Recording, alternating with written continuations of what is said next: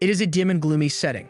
A girl can be seen sitting on the floor of the sidewalk just right outside of a cafe, ignoring the busy surroundings.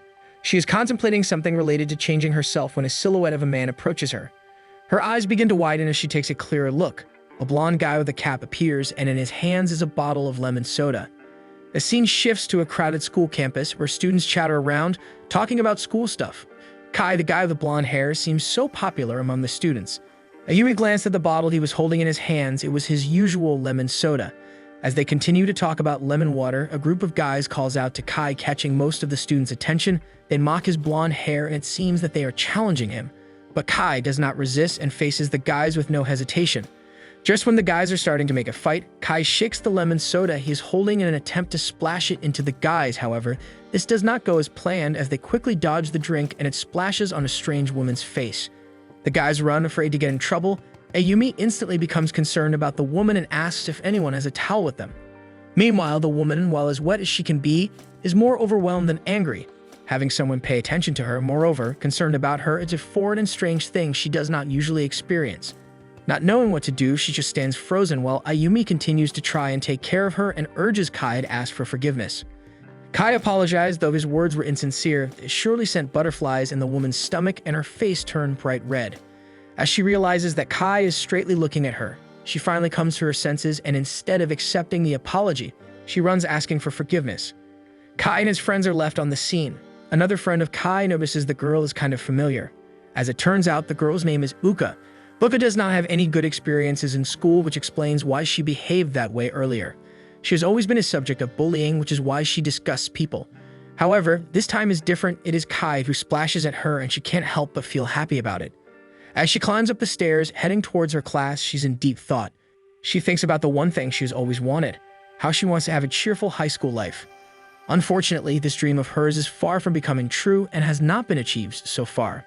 As Mr. Abe, his instructor for the subject, enters the noisy and unorganized classroom, he calls the attention of the day leader, who then instructs the class to rise. Meanwhile, Uka anxiously hopes that he won't notice she is the only one wearing gym clothes. However, her hopes were dashed when Mr. Abe questioned why someone was out of uniform.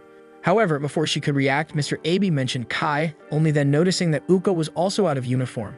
Without hesitation, Kai responds, explaining that they have been splashed with lemon soda. However, Uka finds this strange, as she can't recall Kai being caught in the splash as well. Looking back, she has a brief recollection of her memory with Kai. They do not go to the same junior high, but for some reason, she knows him even before she goes to high school. In the last winter of junior high, Kai's blonde hair reminds Uka of his favorite lemon soda. Uka's mom always asks her about school, and though she does not have the best time, her answers are always positive. Though her mother is glad to hear this, whenever she says something about friends in school, it makes Uka uneasy. Due to this, her father always tends to open the topic about transferring schools and how students from her school always stand out. But without any hesitation, Uka brushes off that idea, emphasizing how she likes going to that school. In Uka's mind, her parents are the reason why she winds up so easily. According to her, they are overprotective and their act of kindness spoils her. However, she decides she does not want to be like that anymore and wants to change herself for the better. True enough, the day after that, Uka goes to school as early as possible and tries to be enthusiastic toward others. Her first attempt at greeting others came out as a mere squeak. On her second attempt, she managed a proper greeting but was caught off guard when Kai entered the door. Clueless about how to react, Uka just stands there frozen. For a while, she wants to disappear from plain sight out of embarrassment, but to her surprise, Kai greets her good morning before proceeding to his seat. Uka became so shocked that it made her petrified she could not respond to whatever Kai said. Kai notices that Uka hasn't said a word, so he asks if she is ignoring him. With that, Uka's mind begins to spiral again. How could someone like Kai even talk to her, let alone greet her with a simple good morning? In class, Ayumi finds herself in deep trouble when she can't answer a question from Mr. Abe. However, that if she does not answer correctly, she will have to stay in the room until she does. The thought makes Ayumi fumble nervously. Sensing her struggle, Mr. Abe allows her to ask a friend for help, though he is certain that no one will be able to assist her. Uka, who can solve the problem, thinks about helping Ayumi, but is too shy to butt in. However, thinking about how Ayumi is kind to her and helps her when Kai splashes her with lemon soda, Uka gathers all her courage to help Ayumi. Surprisingly, she solves it correctly. The whole class cheers. For a while, Uka feels great about herself, receiving numerous praises from her classmates and recognizing her intellect. After the class is over, Ayumi goes to thank Uka for her help. She is even invited by Ayumi and Seto to come with them. But just when she thinks good things are about to happen, whispers can be heard from outside the room's window. A group of people recognizes Uka from junior high. They talk about why she chose to go to that university when she wanted to go to Shinsei High, a well-known school for intelligent people like her. They ridicule her by saying her intelligence is all she has, and yet she must have still failed the test. Then their conversation escalates to the part where they used to call her Stony because she's always staring into thin air and appears petrified around everybody. Upon hearing those words, Uka cannot stop herself from breaking down, shedding tears in front of her newfound friends. Not being able to resist everything that has been said against her, she runs away. The group laughs even after Uka leaves. Curiosity stirs up in them. After all, if Uka does not fail the Shinsei test, why would she choose to go to a third-rate safety school? Uka stands in a corner, the confidence she tries so hard to build shattering in one blow. But she tells herself that if she keeps thinking like that, nothing will change. I need to change. These are the words written in Uka's notebook as she spends time alone in the library. Little does she know Kai is actually in front of her. He coldly remarked how she obsesses over those words. He also advised her not to get so wound up by those words as it would only pressure her, making her curse herself. Though he says this coldly and arrogantly, it is as if Uka does not hear a thing and goes blank. Her mind is processing the fact that the one talking to her is Kai. As Kai is about to leave, Uka can't stop herself from saying sorry, though Kai particularly says not to apologize. Just like always, Uka does not know how to react. When Uka goes out, she finds her shoes in the trash. Her bullies are back at it again, and nothing has changed from before, and again, she just freezes, not having any reaction at all. She was about to cry when a voice from behind echoed. It was Kai, telling her to react, to seek help, but Uka only sighed. Who could she ever go to? If only Uka had passed the Shinsei exam, everything would have been better. She is told she should not have any problem getting into it because of her excellent records, but this is not the issue. Inside her heart, she still wants to go to Hachimitsu High. After all, she wants to change herself, not her environment. She flashes back to that one particular night when she is busy comparing catalogs from Shinsei High and Hachimitsu High. She bumps into her bullies, they laugh at her and say things about how lame Shinsei is, just like Uka. That's when her first meeting with Kai happens, her sitting on the sidewalk and him holding a bottle of lemon soda. He gets the catalog from the floor and shows her the one from Hachimitsu High, telling her that one suits her better and proceeds to say he's going there too. Then he leaves like nothing happened. At that time, Uka is astonished. How could someone she does not know show up and tell her she should pick a particular school? On the day of the Shinsei test, it is as if Uka's hands get frozen and she cannot move a single finger, so she goes to Hachimitsu High. Not sure if Kai remembers her, Uka does not put her hopes too high. Reality dawns upon Uka, and as she comes back to her senses, she realizes she needs to be brave. She goes to a vending machine where she gets a lemon soda similar to Kai's. As she walks through the pathways, her bullies try to bother her again, but unlike any other time, she comes prepared. She shakes the lemon soda and splashes it on their faces. She is pushed to the ground, and as she loses hope, Kai and his friends appear just in time. Voka is brought back to the previous conversation she had with Kai. Who could she ever ask for help from? It's him. One single threat from Kai, and the three bullies run off like scaredy cats. Kai tells her to stand up and stop cowering on the ground, especially on sidewalks. His last words light up her face. He remembers her. She mutters another apology, and as Kai turns to stop her, he is surprised to see her crying with a smile. Just like that, in the spring of freshman year, Uka's curse is broken, all because of that lemon soda. At their school campus, most of the girls are talking about Kai. He seems to be liked by everyone. Kai, Satoru Tomoya, and Ayumi can be seen talking a few meters away from the noisy group of girls admiring Kai from afar. Uka is following not far behind them. She rethinks everything that had happened yesterday. It also felt surreal, like some kind of dream. Uka can be seen placing something in her locker. While she's doing this, she notices Kai quietly standing near the stairs.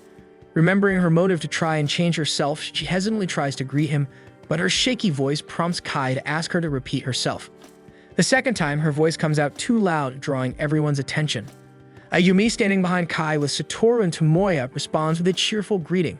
Startled by this, Uka suddenly runs away. The group is left puzzled but doesn't try to stop her. When it's time for their PE class, Uka once again executes her famous petrified stance, a habit the group had heard about from her former bullies. She recalls how she needed to stand still every PE time to not get in the way of her classmates back in high school. Uka can now be seen nervously hovering. Kai and his friends notice this, so he decides to make a move. He whispers something to Ayumi, who, despite her hesitation, reluctantly agrees to go along with his plan. During their basketball game, Ayumi is the one holding the ball. A few teammates are waiting for her to pass it, but instead, she swiftly passes the ball to Uka. The gym is full of side comments and reactions from the team. Uka is frozen for a minute, but Ayumi cheers for her and encourages her to keep it going. Due to this, she takes a grip of the ball in her hand, dribbles it, and shoots. Not a single soul in the gym believes she is capable of such a move, given her petrified reputation in PE. Uka sees everyone's shocked faces, and this makes her a bit uncomfortable. She is about to apologize when everyone comes to cheer and praise her for just how good she is. The total opposite of the reaction she expects from her classmates and teammates. When Kai's friends ask if he knew about Uka's peculiar skill, he admits it was just a gut feeling. Meanwhile, Ayumi approaches Uka and explains that Kai had suggested passing the ball to her. For a while, she expresses concern, wondering if Uka dislikes being involved and fears it might make her seem like a bully. However, Ayumi reassures herself, saying she trusts that Kai wouldn't do anything to humiliate Uka. After their PE game, Kai heads to the vending machine to grab a drink. As he retrieves his drink, he overhears a conversation nearby and decides to listen in. It's Mr. Ishimori, Uka's father, speaking with one of the university teachers. Mr. Ishimori asks how Uka is doing, and the teacher responds with encouraging news, saying she's performing well in class. Later that day, her friends ask about her reason for choosing the school. She explains how students in Hachimitsu High seem to have fun and healthily enjoy their freedom. Uka's friends agree with her, praising Hachimitsu High as a perfect school for those who want to relax and enjoy while studying. Uka then shares a whimsical dream of sneaking into the school at night, longing for a life completely different from her past. However, her excitement is cut short when Kai bluntly tells her to give up, claiming she isn't capable of something like that. Ayumi immediately grows concerned by this, and the rest of the group is baffled by Kai's sudden harshness towards Uka. But before anyone can question him about it, two girls call for Kai to hang out, and he leaves the room without explaining himself. Uka, hurt by his words, becomes teary-eyed. Meanwhile, Kai's friends catch up to him and demand to know why he's being so rude to Uka. He brushes them off, saying she's just a pain. After Kai and his group leave, Uka remains in the empty classroom, replaying Kai's harsh words in her mind. Her thoughts are interrupted by a commotion coming from outside the building. Curious, she peers out the window and notices a group of troublemaking kids harassing an elderly person. Meanwhile, Kai and his friends, who also spot the scene, decide to investigate. As they approach, they stumble upon Uka's bullies. The three seem to be making a phone call and appear to be plotting something against Uka. When they notice him staring directly at them, their eyes widen in shock. Caught off guard, Kai abruptly turns and runs away without saying a word, leaving his friends behind, confused about his sudden retreat. Back in the classroom, Uka is about to go out when she hears someone yelling from outside. It's a man's voice looking for her. The voice slowly becomes louder and more aggressive as the man seems to get closer. Finally, the door opens and guys enter the empty classroom, their eyes scanning the room. However, Uka is nowhere to be seen. Uka remains silent, nervously hiding inside the podium, hoping they won't find her. However, after some time of thorough search, one of them finally opens the podium, revealing Uka huddled inside. One of the guys grabs Uka by the arm, roughly dragging her out of the podium. He sneers, saying it's all for his girlfriend. Uka struggles, panicking as she's being dragged toward the door, and just when she feels utterly helpless, a familiar voice echoes in her mind, urging her to ask for help. So with all of her courage, she shouts for Kai. In an instant, Kai appears, who without hesitation, knocks the guy to the ground with a swift move. Kai steps in to protect Uka. He grabs a desk and uses it to strike both guys. As they curl up in a corner, Kai gives them a menacing threat. Just then, Uka's bully arrives, shouting a warning about Kai. The two troublemakers, terrified, scramble to their feet and crawl up the door like frightened cats, regretting ever confronting him. After that fight, he tells Uka her dad would be very much concerned about her if he knew this. That's when she suddenly realized why he had been pushing her away. He was aware of how protective her father was and didn't want to cause unnecessary concern. Despite his cold and arrogant tone, Uka feels a sense of happiness, realizing that her dreams are starting to come true because of him. Though she struggles to process everything, Uka comes to a life-changing realization. She's fallen in love with Kai. Having never experienced romantic feelings before, the thought had never crossed her mind. The next day, everything feels back to normal. Class begins, but Kai is still asleep in his armchair with only a bottle of lemon soda sitting on his desk. As the teacher wakes him up and begins sharing stories with the class, Uka finds her thoughts drifting to Kai and his personality. However, she quickly pulls herself back, reminding herself that she doesn't know him well enough yet to make any assumptions about him. After class, Uka notices how Satoru compliments Ayumi's earrings. They are talking to each other and exchanging smiles. They obviously like each other, so Uka wonders if they are dating. Comparing the two of them to herself and Kai, she realizes Satoru and Ayumi have good chemistry. Meanwhile, Kai sees her as a nuisance, so she tells herself to avoid giving him trouble from now on. She then silently comes out of the room to go home, completely unnoticed by anyone as usual. While Luca is walking home, she comes across some students from her junior high school. They do not fail to insult her just like old times. Just then, she feels a hand playing with her hair.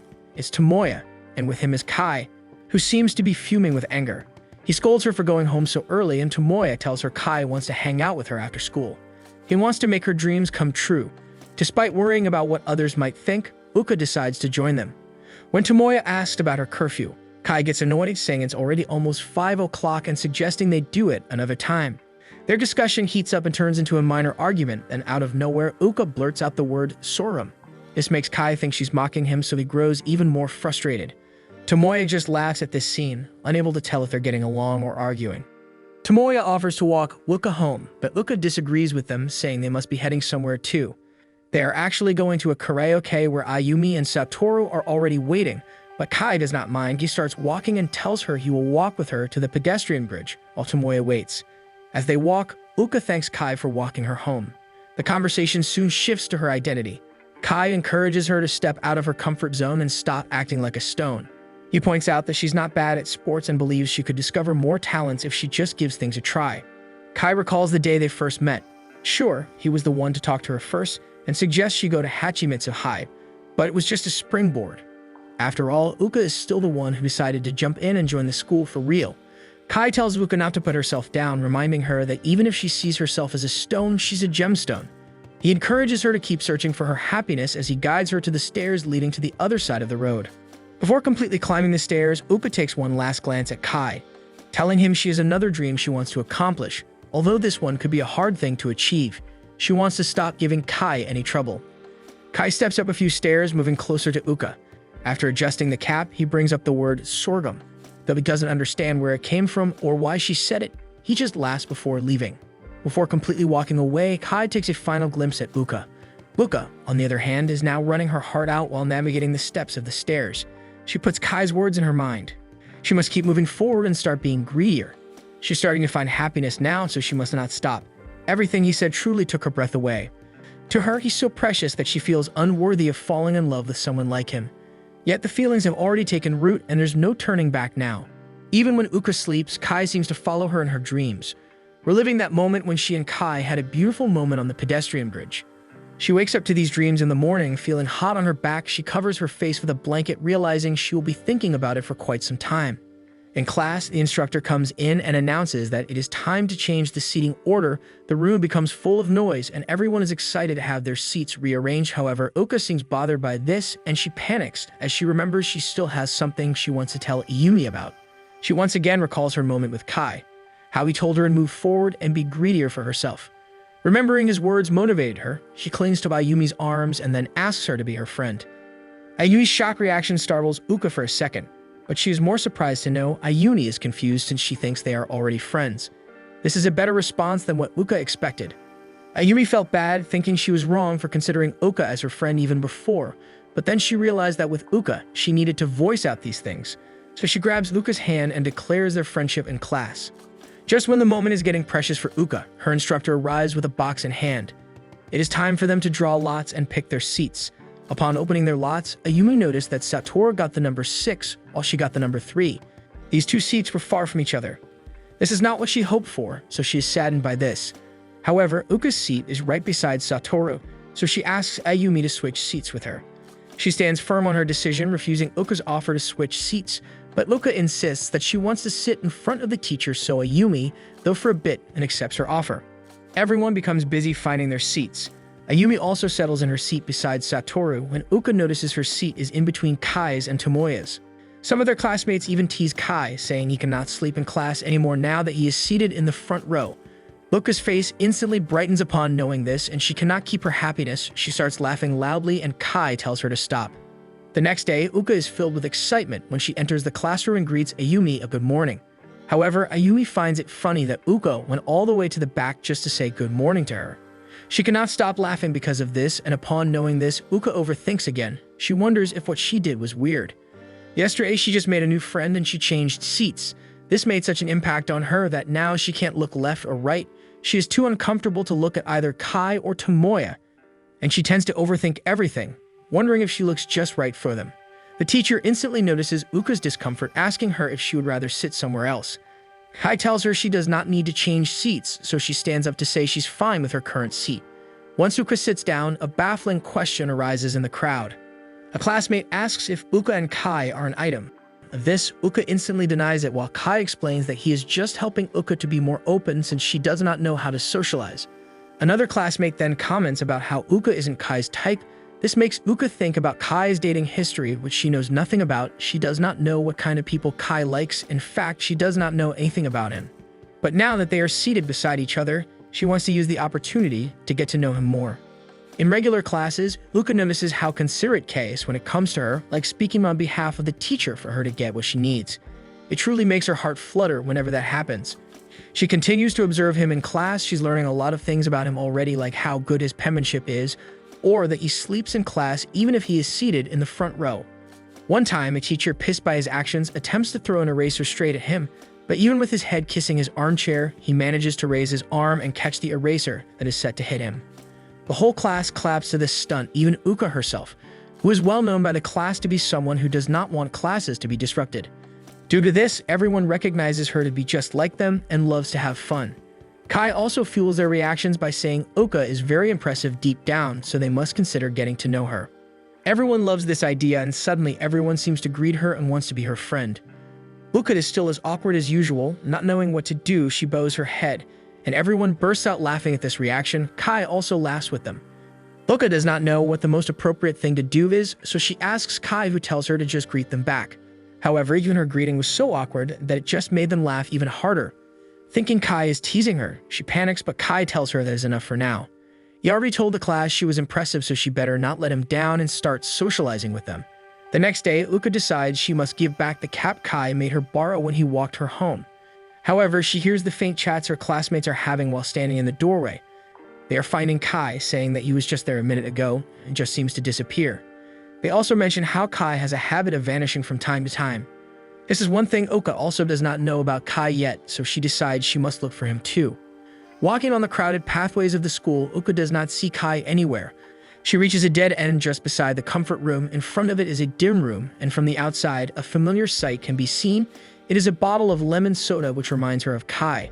The label on top says it's the storage room, and upon entering, she notices no one's there until she sees a pair of feet seeping through the back part of the room. Kai is there, soundly sleeping on a sofa with a blanket all over him. A voice of panic comes out of Uka, which probably startled Kai, so he sits up from his past position and gets his blanket away from his face. From the outside, the voices of their other classmates echoed. They were also searching for Kai, but he only seemed to be annoyed by this, so he asked Uka to lock the door. Kai tells her he does not always go there, but when he is sleepy, it is where he rests, especially during lunchtime. He also tells her it is the first time that anyone found him in that room, so he's impressed. Uka attempts to leave, but before she can, Kai asks the reason why she was looking for him, and Uka returns the cap she is carrying in her hand to Kai. Opening the bag, Kai notices a floral scent coming from it. He tells her it wasn't necessary to wash it, but Uka tells him that he's always wearing a cap, so she thinks it is important to him. Kai then tells her he wants to sleep, so she must wake him up before classes start. With this, Uka sits on the floor, staying until it's time for Kai to wake up, while also thinking about the different things she still does not know about Kai. Uka is in deep thought before Kai answers her, saying the bed head or the messy hair he has whenever he wakes up from being asleep is the main reason why he wears a cap. Upon saying this, Kai blushes, which makes Uka's heart flutter once again. Uka tries to stop herself, covering her face, but she just can't hide it. She laughs in front of Kai because of his stupid reason. Going back to the classroom, Kai faces dozens of questions from his classmates. He never tells them where he was, so it is a surprise to see Uka being with him. Kai tells them it can be exhausting to socialize every single time, so Uka panics at his remark, even that she stayed there with him the whole time, but Kai only answers how Uka feels like an inorganic substance. A classmate comes near Uka to ask her where Kai has been, but before she can even answer, Kai grabs her away from them and they continue walking into their classroom. While walking, Kai gestures to her to keep her mouth shut about it. With his hand on her back, she's feeling hot and seems to be falling even harder for him. A school trip was organized to welcome new students, and it is scheduled for this day. Uka is the center of everyone's attention because of her heavy backpack and the fact that she's wearing gym clothes. Ayumi comes near her and complimented how she looks. Students are also talking about this tree placement, which makes the sky look like a heart. Satoru tells Ayumi they should watch it together. At that moment, Uka stares suspiciously at them. So Ayumi drags her away and explains that Satoru is completely obtuse about romance and it means nothing. While waiting for their travel time, Uka notices Kai is being cold to other students. Then Uka realizes she is jealous because of how weird she dressed up that day compared to the other students.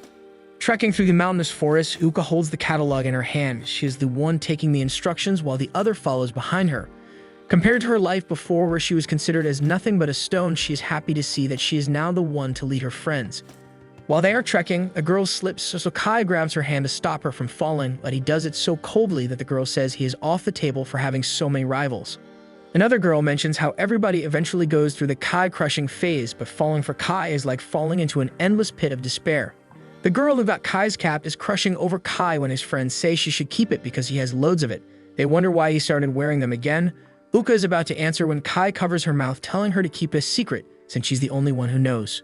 Luffy can't help but think why he trusted such a secret unto her. Lunchtime arrives and the class gathers in a flat area to eat.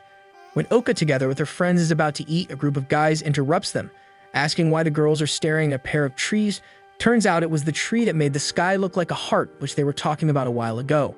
While the guys notice how Kai shows a poker face that says that thing is dumb, Satoru comes to his defense, saying he has been to one of those scenes with a girl before. Everyone could not believe it, but Kai is not denying it either, so it must be true. This made Uka extremely discouraged. After all, there are a lot of girls liking Kai, and she is no one compared to them. On the way back, the arrow for direction points to the right, and everyone else ahead of them turns in that direction. However, Uka thinks otherwise. Still, she does not do anything about it, and just thinks she may be overanalyzing things. As the trail gets darker, things get even worse when the rain starts pouring. Kai tells everyone to calm down, but others refuse to believe they are getting lost. While they ask Uka for confirmation, everyone starts to panic when Uka says they really may be lost. Overwhelmed by guilt, Uka separates from her class in the forest, determined to find the right path back. Kai, noticing her sudden departure, immediately chases after her.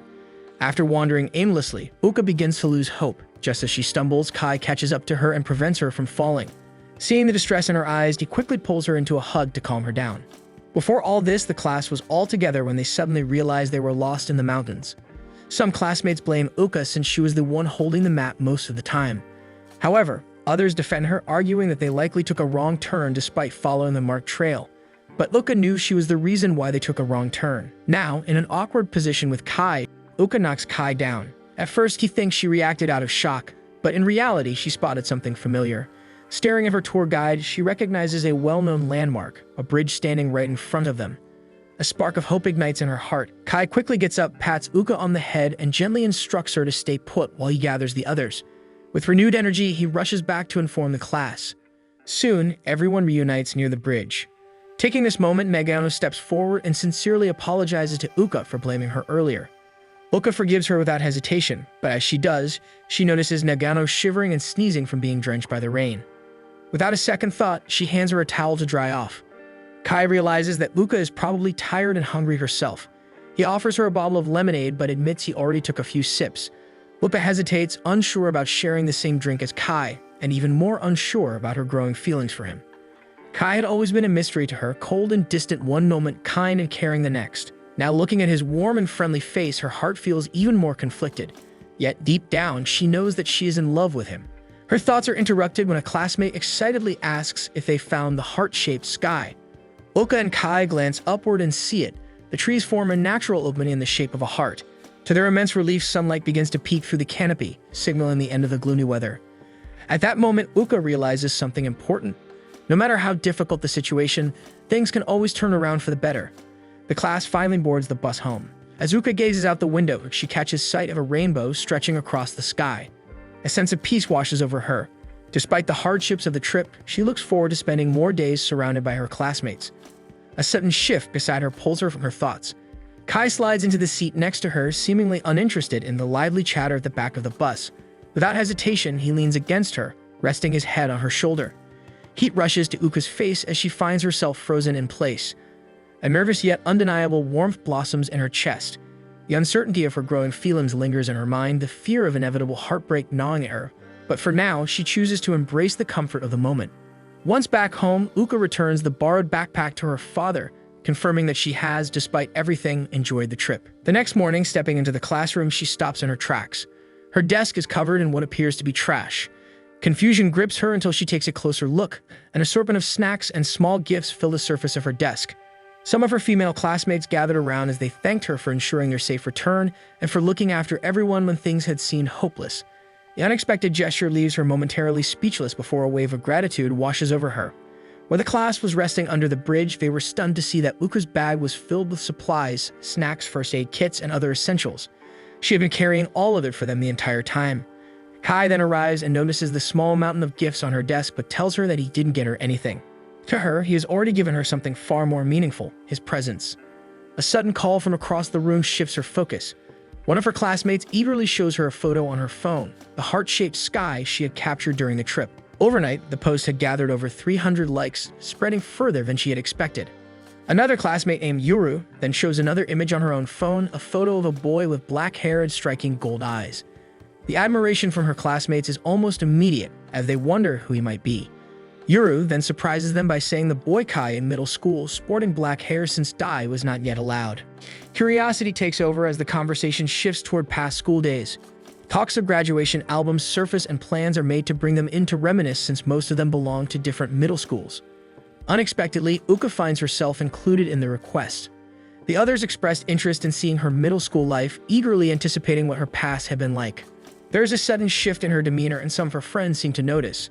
Even Kai, quietly listening nearby, is aware of the unease creeping into her thoughts. Later that evening, Uka searches through her belongings to find her middle school graduation album. Before agreeing to show the graduation album, she was suddenly struck by her memories of her first days at this high school. She recalls how some classmates knew about her past and were cold to her. Upon finding her middle school graduation album, Uka feels a mix of emotions. In truth, she had never even opened it since receiving it. A part of her worries about how she might look in the photos, but as she flips through the pages, relief washes over her. Her pictures seem passable, nothing embarrassing, and she deems it safe enough to share with her friends. The next day, excitement buzzes through the classroom as students flip through each other's yearbooks, eager to see how their classmates used to look. Laughter fills the air as Uka joins them, and they soon discover that Tomoya, Satoru, and Ayumi were once middle school classmates. As they continue browsing, someone points out a girl named Serena, and Uka finds her familiar, as she is in the same class as Kai. Looking at Kai's pictures, they notice he already had his signature blonde hair and the same perpetually bored expression. As Uka quietly observes the conversation, the weight of her past settles heavily on her shoulders, and without a word, she quietly slips away from the group. Kai notices her abrupt departure and follows. He finds her on the rooftop, clutching her graduation album tightly.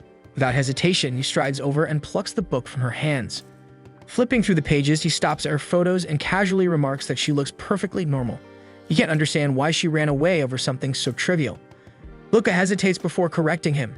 It's not the photos that bother her. It's the emptiness of her past, the absence of anything worth remembering. She had chosen to forget it entirely. In the classroom, their classmates were fondly talking about middle school memories, each person eagerly sharing funny or nostalgic moments. But as the stories unfold, Uka felt a quiet realization creeping over her. She has nothing fun to contribute. Without sugarcoating his words, he reminds her that her past, good or bad, shaped who she is today. It's not something she should cast aside like garbage. He reassures her that their classmates don't see her the way she fears. They're grateful to her, not judging her. He then holds up a slightly embarrassing picture of her from the album and asks if he can show it off to the others. Uka gathers her courage and asks for the book back, deciding to show it herself. Kai hands it to her, but places a small lemon candy on top as well, a quiet, subtle thank you gift from him. As she watches him walk away, a newfound sense of encouragement fills her chest. The past, once so terrifying, suddenly feels a little less daunting. Determined, she heads back to the classroom, but before she can enter, Tomoya stops her, urging Marin to speak up. Marin hesitates before finally admitting that she was the one who switched directions during a field trip, causing the entire class to get lost. A flicker of jealousy had driven her actions, particularly over Uka's growing bond with Kai. Though her tone remains indifferent, she promises not to do it again before walking away. Tomoya offers a quiet apology for Marin's sharp words, but Uka remains unfazed. Instead, she wonders why everyone assumes that she and Kai are close. Tomoya raises an eyebrow before clarifying that they are close even if Uka refuses to see it. Their bond has become obvious to others, and because of that, she may attract resentment from those who dislike seeing them together. Uka finds herself at a loss for words as Tomoya continues.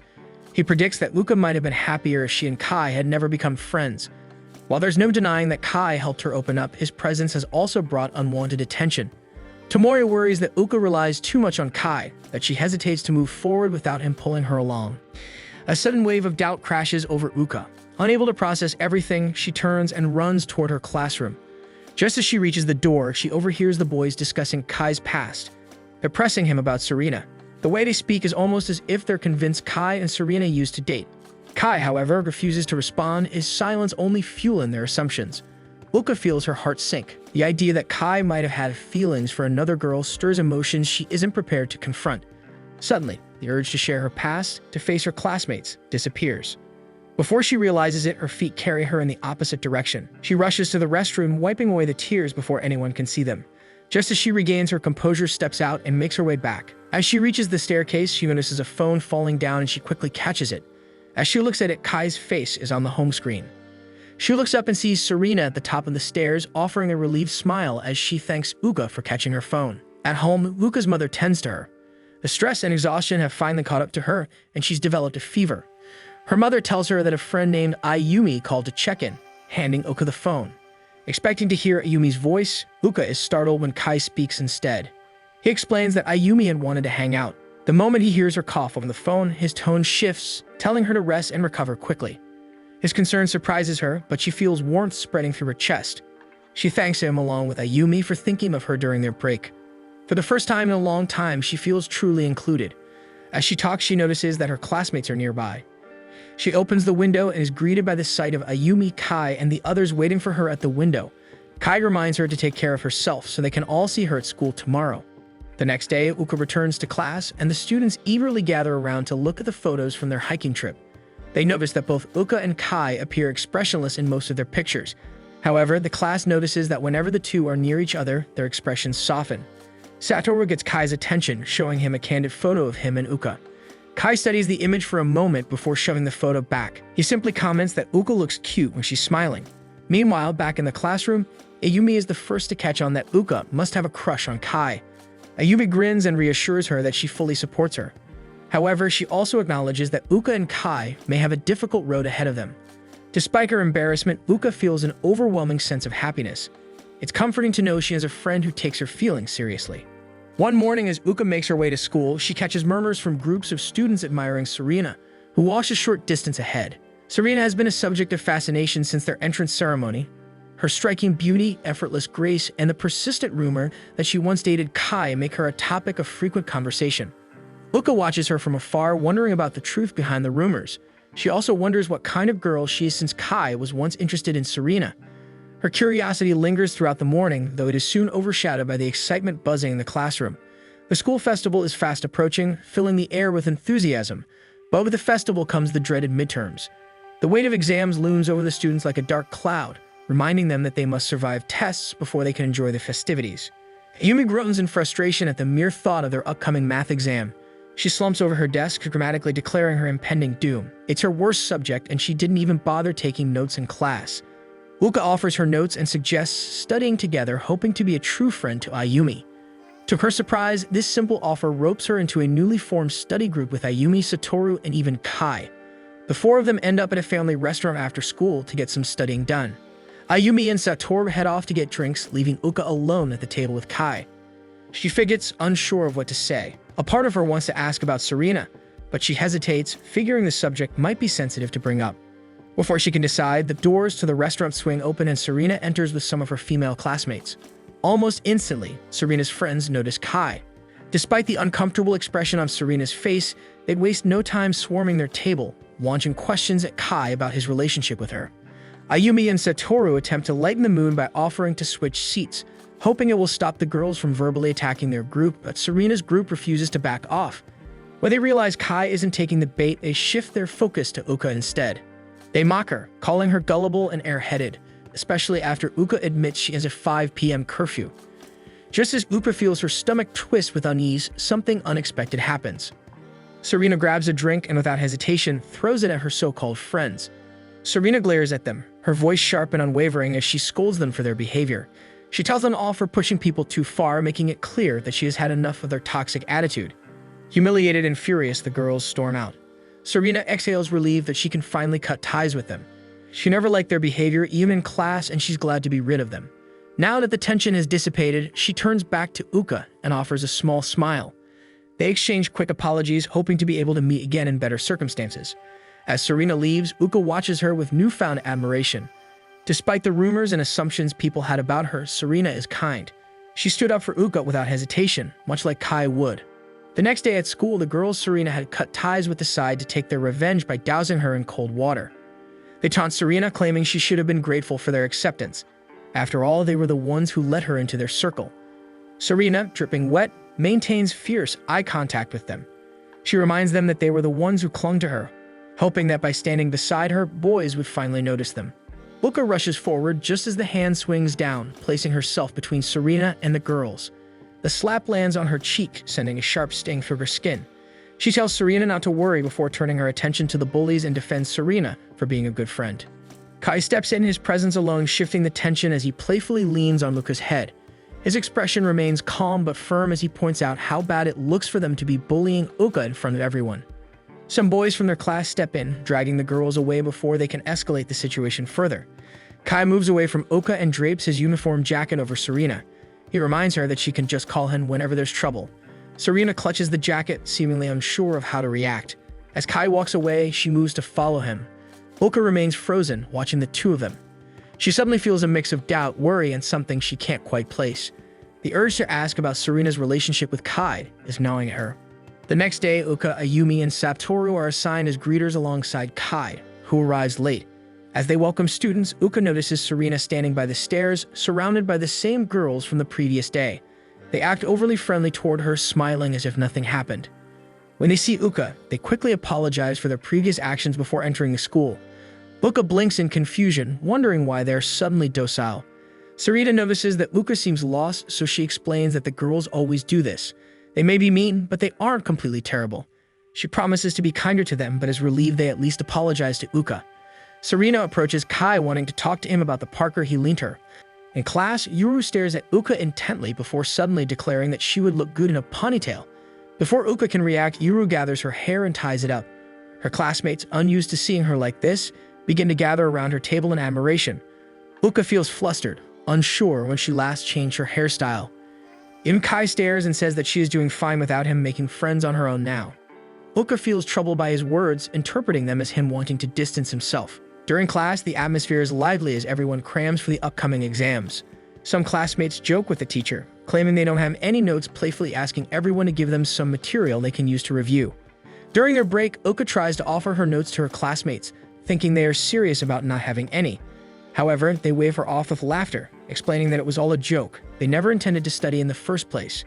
Embarrassed for misreading the situation, she lowers her gaze, her ears tinted red. Across the room, Kai watches her quietly.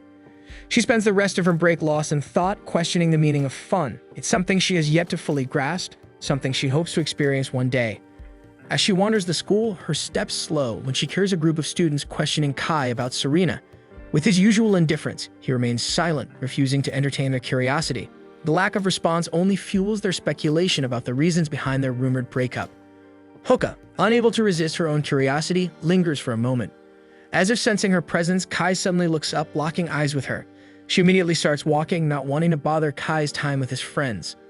The thought of Serena's significance in Kai's life settles heavily in her chest. There are sides of him that Serena has seen, and Uka believes she will never know of those. Before she can fully process her emotions, a firm grip on her wrist stops her. Startled, she turns to find Kai standing behind her, claiming that he is sleepy. He leads her into a quiet storage room, seeking a peaceful place to nap. He casually assigns her the role of waking him up when the bell rings before closing his eyes. Uka begins to wonder if he thinks of her as an alarm clock, but ultimately decides that she's at least useful to Kai. Kai unexpectedly asks about the slap she received earlier. His concern catches her off guard, and when he reaches out to touch her cheek, she tenses at the unexpected contact. Her face grows warm, her heart racing at the unfamiliar sensation. Kai, seeming amused by her reaction, closes his eyes again and settles in for his nap. Overwhelmed by her emotions, Uka quickly leaves, completely unaware that Kai is actually awake. As she walks aimlessly, she tries to convince herself that she is overreacting. She tells herself that Kai's concern is nothing special, that he does not see her in any meaningful way. She crosses paths with Serena and her group. The girls are searching for Kai, but Uka denies knowing his whereabouts. As the group moves on, Serena lingers behind, giving Uka a knowing look. With a quiet remark, she makes it clear that she sees through Uka's lie and even manages to guess Kai's location. Uka looks at her with nothing but admiration, realizing how close she and Kai really were back in middle school. The two end up talking about Kai, sharing small details about his sleeping habits. Serena, noticing the familiarity between them, insists that Uka call her by her first name. Despite the warmth of this new friendship, Uka cannot shake the feeling of inadequacy. Serena is strong, confident, and well-liked, someone who seems to effortlessly stand out. Compared to her, Uka feels insignificant, just another person Kai happens to rely on for convenience. Serena's gaze remains fixed on Uka, a look of disbelief settling on her face. It takes Uka a moment to realize that she has once again fallen into self-deprecating thoughts. The habit is difficult to shake, and Serena's silent scrutiny only makes her more aware of it. Before she can say anything, a group of Serena's classmates calls out to her, waving her phone in the air. The screen is illuminated with a familiar image. They approach, teasing Serena about still having his picture saved. As if on cue, Kai appears, descending the stairs with his usual composed demeanor. The group immediately shows Serena's phone to Kai, encouraging him that they should get back together. Yuru interrupts the moment, claiming to have the same picture on her phone.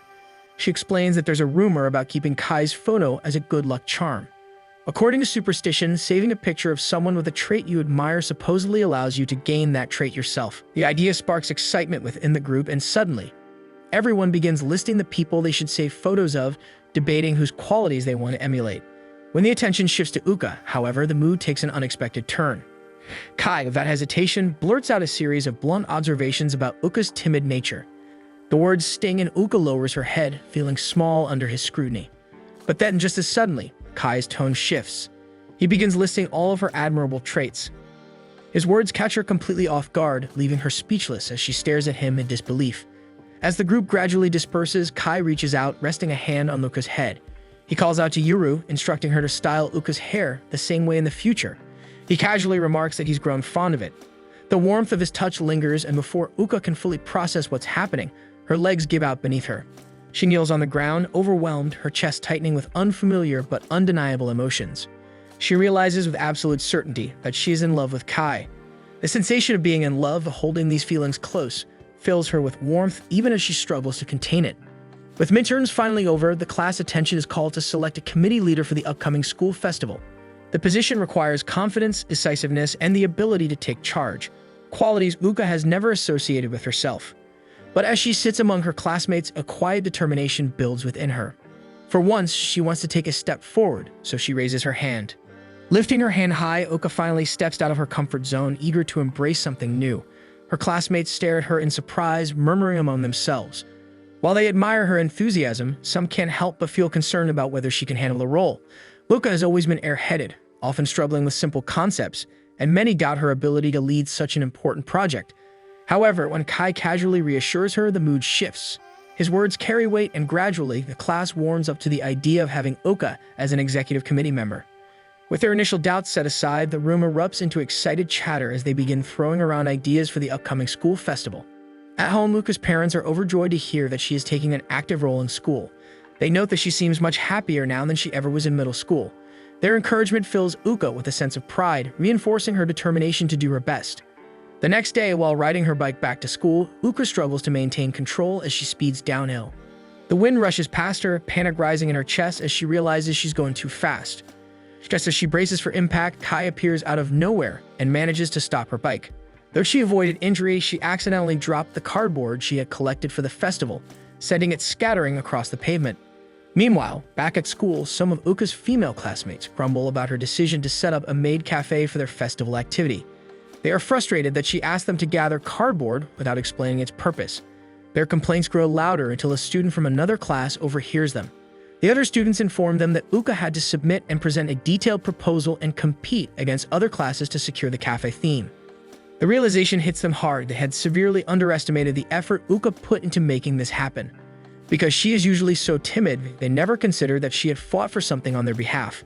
Now, they feel guilty for doubting her leadership. Back with Uka and Kai, they finally manage to gather the scattered cardboard and haul it back to school. As they rest, Kai talks about how he never simply follows others, but instead makes his own rules based on what he believes is right.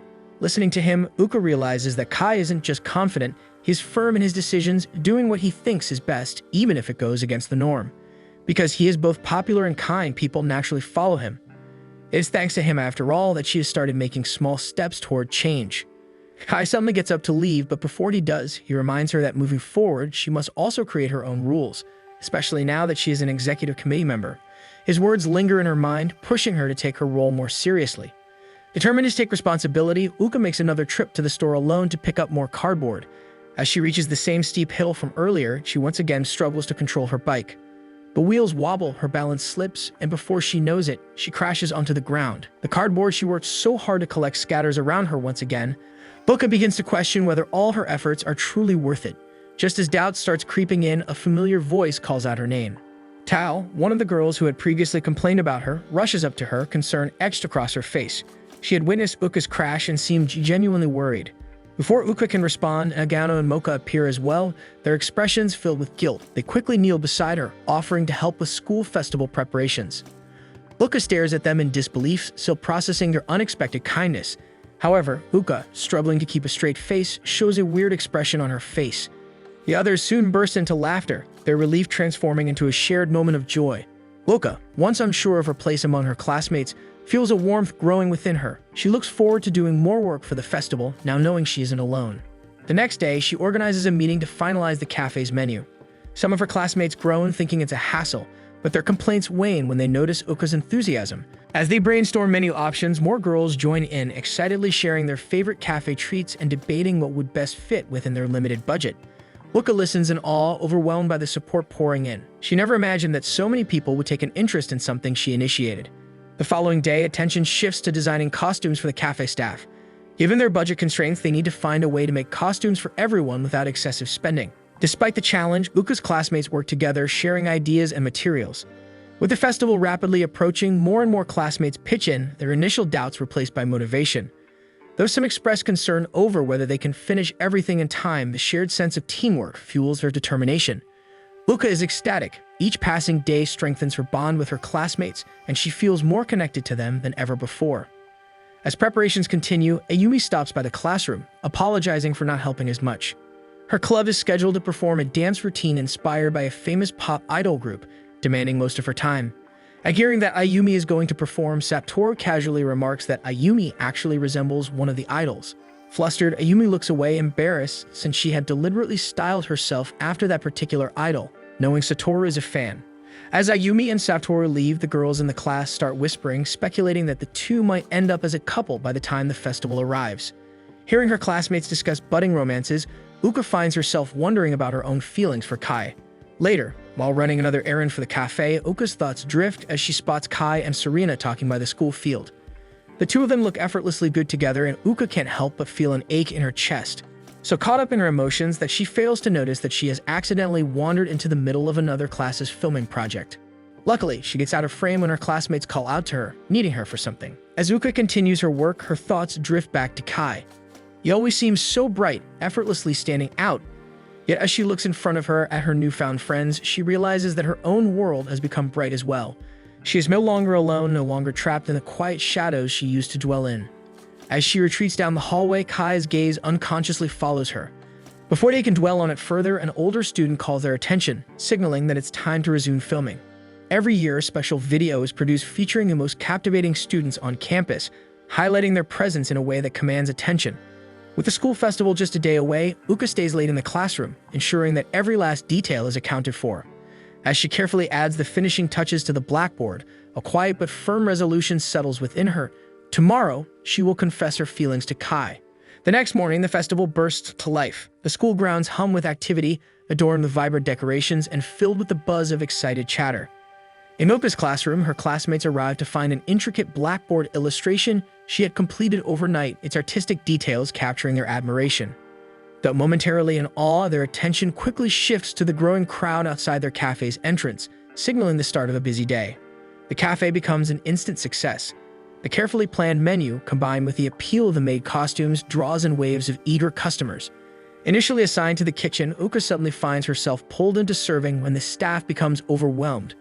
Though hesitant about wearing the maid uniform, she steps into the role with determination, navigating between tables and greeting customers with a mixture of enthusiasm and nerves. However, as the constant social interactions begin to exhaust her, her classmates insist that she take a short break, reminding her to resume maid duties after she has rested.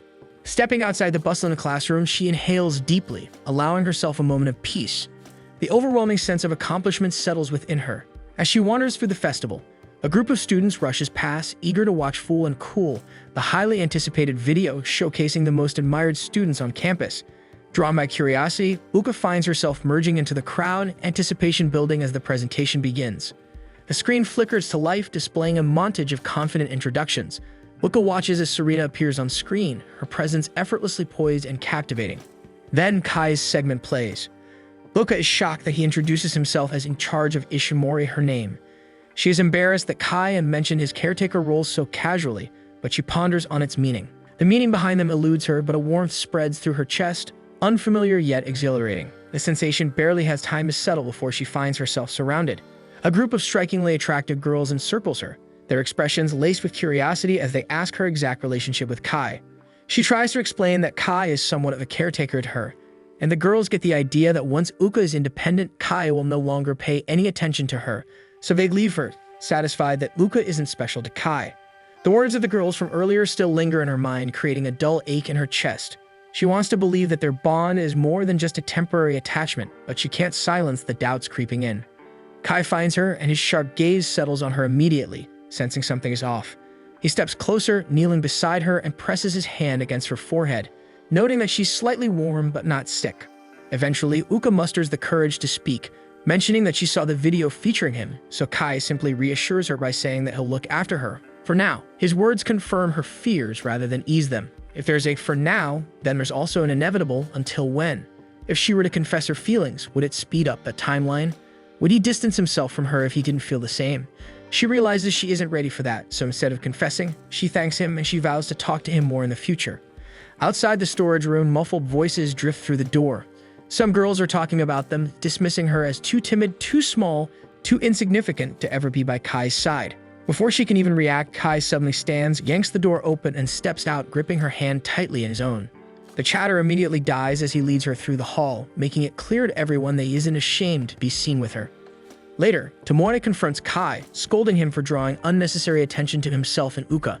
He warns that rumors will spread, but Kai remains unbothered, only left with thoughts of what to do next regarding his growing feelings for Uka.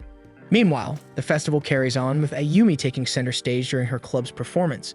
Satori stands among the crowd, his eyes never leaving Ayumi, and cheers her on the loudest. Backstage, Uka overhears Serena arguing with another student. Apparently, she's backing out of an onstage interview, unwilling to participate. Sensing the tension, Uka steps forward and offers to take Serena's place, reasoning that the other participants deserve their time to shine. During the interview segment, the host gets a little too familiar, making playful remarks about Uka's maid outfit. The crowd laughs, but Uka shifts uncomfortably under the attention. Before she can react, Kai appears from the sidelines, pulling the host away from her without hesitation. She protests, insisting that she doesn't need his help all the time, even though deep down, she treasures the moments when he steps in for her.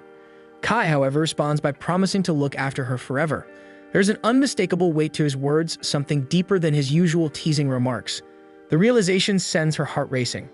As the day comes to an end, Tomoe confronts Kai once again, reminding him of the consequences of his actions. This time, Kai doesn't brush it off. Instead, he admits that he might actually like Uka. The atmosphere in the school buzzes with excitement as Class 1B gathers around the bulletin board, their eyes wide with disbelief. They had done the impossible, winning an award for their class project at the school festival. It was the first time the freshman class had ever achieved such a feat, making the victory all the more significant. Cheers erupted among the students, and their homeroom teacher, beaming with pride, promised to treat them to a meal as a reward for their hard work. As the class celebrates, Uka finds herself at the center of their praise, with her classmates crediting much of their success to her dedication and leadership. Though overwhelmed by the attention, she can't help but feel a deep sense of fulfillment. In the midst of the lively chatter, Kai watches Uka silently, his expression unreadable. While everyone else basks in the moment, he seems lost in thought. After their teacher treats them to a meal, the class decides to continue the celebration by heading to a karaoke lounge. However, their excitement dims when they remember Uka's strict 5 p.m. curfew. She quickly reassures them that they should go on without her, knowing that there will be plenty more chances for her to hang out with them in the future. As she walks home alone, she is surprised when Kai catches up to her. He offers to accompany her part of the way, and as they walk, he suggests a quick detour to the arcade, noting that she still has time before her curfew. Uka readily agrees, admitting that she has always wanted to visit an arcade but never had the courage to enter one alone. Kai laughs at her confession, clearly amused, and she suddenly becomes aware of how much his attitude toward her has softened in recent days. There is an ease between them that wasn't there before, and as they walk side by side, she can't shake the feeling that high school will be filled with even more moments like this, adventures shared with Kai and her growing circle of friends. The next day at school, Serena overhears students gossiping about her and Kai, claiming that they are still dating. Frustrated, she loudly corrects them, making it clear that their relationship ended long ago.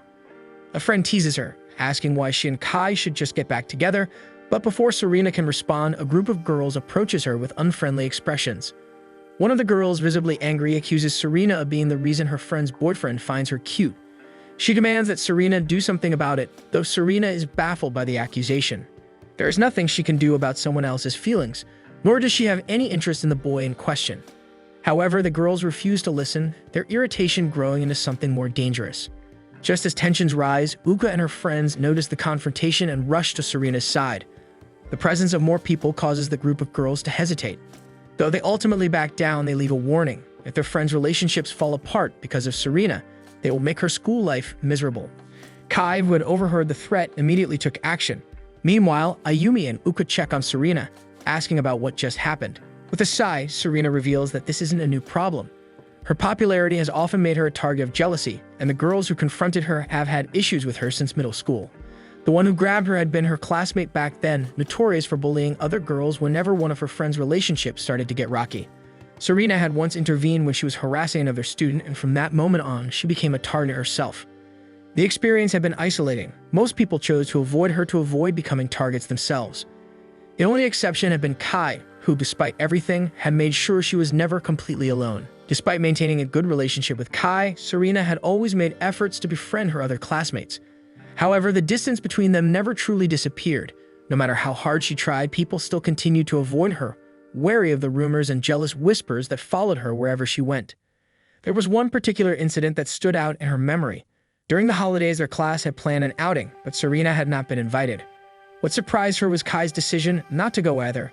When she asked him about it, he simply told her he didn't want to leave her alone. And then, without warning, he had leaned in and kissed her. That moment had changed everything. It was then Serena realized that even if the rest of the world rejected her, she would be fine as long as Kai remained by her side. But that fragile sense of security shattered the moment Kai was absent from school one day. The whispers had already begun in the class, and she overheard students planning something. Fear surged through her, and without thinking, she rushed toward the school gate. To her immense relief, she found Kai just entering, late but present. The tension in her body unraveled so suddenly that her legs gave out beneath her, and she collapsed. It was at that moment that she came to a stark realization. She had become too dependent on Kai, and worse, he had probably figured it out too. Finishing her story, Serena lets out a sigh. She insists that things are different now. She has grown and she can stand up for herself without needing Kai or anyone else. Then she finally tells them the real reason she broke up with him. The rumors had started long before she even thought about it. Some students speculated that Kai was only with her out of pity, that he had never truly loved her. Serena had always prided herself on not listening to gossip, but the more she thought about it, the more she realized that she didn't really know Kai as well as she thought she did. And worse, she had already built her entire world around him. So one day, she made a choice. She ended things before she could become someone who needed him more than he needed her. Serena glances at Uka, uncertain of her reaction. A part of her fears that Uka, who clearly admires Kai, might resent her for breaking his heart. But to her surprise, Uka says that she still admires her. There is no anger, no judgment, only acceptance. Serena admits that she no longer has feelings for Kai, but Uka isn't fooled. With a small smile, Uka acknowledges that she's aware Serena loves Kai. Serena stares at her in disbelief, astonished at Uka's realization. Just then, one of the teachers arrives, accompanied by another student. They promise to ensure that Serena won't be bullied anymore, reassuring her that things will be different from now on. Uka feels a wave of relief knowing that Serena will be safe. She voices her thoughts aloud, mentioning that Serena has so many people, including Kai, willing to stand by her side. And then with a soft expression, she admits that she does like Kai, but it is more admiration than love. Serena and Ayumi stare at Uka in concern, recognizing the truth that Uka won't say out loud. As Uka walks back to her classroom, a realization settles heavily in her heart. Both she and Serena are holding back their feelings for Kai. However, she convinces herself that Serena is the obvious choice for him. Upon entering the classroom, she overhears the boys talking to Kai, questioning him about his argument with Oguni. Uka pieces the situation together. Kai had gotten himself into trouble for Serena's sake. To her, This is confirmation. Kai's feelings for Serena have never truly disappeared. He still cares for her and enough to stand up for her despite the risks. A weight settles in her chest, but she makes a silent vow to herself. No matter what happens, she won't interfere. If Serena and Kai's feelings for each other resurface, she will step aside. By the end of the school day, the atmosphere is lively. Everyone is excited as the day also marks the beginning of their summer vacation. Some of her classmates are already making plans to attend a summer festival together. A group of boys invite Kai to go with them, teasing that he should take Uka along since they make such a good pair. Another classmate quickly corrects them, pointing out that while Kai and Uka are often seen together at school, they rarely spend time together outside of it. Instead, he speculates that Kai will likely go with Serena. Uka forces a smile and stands to leave, bidding Kai farewell until the next term. One summer morning, Uka leans against the railing of her balcony, staring up at the sky. The ache in her heart hasn't faded. She feels guilty for her feelings toward Kai, knowing that her presence must have hurt Serena. As she watches people dressed in colorful yukatas passing by, she suddenly remembers that it's the day of the summer festival. A vision forms in her mind of Kai and Serena, dressed in yukatas, walking side by side beneath the festival lights.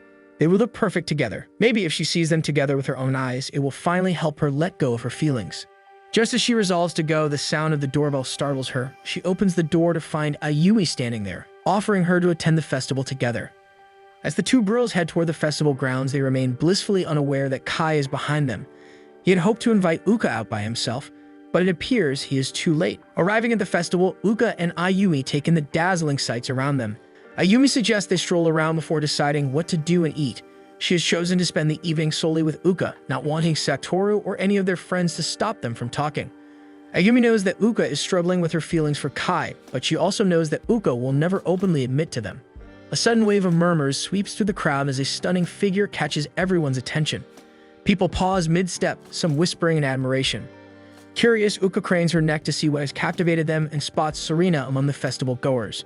What surprises her even more is that Serena is not with Kai, but with a friend. As Uka watches, she catches snippets of their conversation, her heart skipping a beat at the words that drift through the air.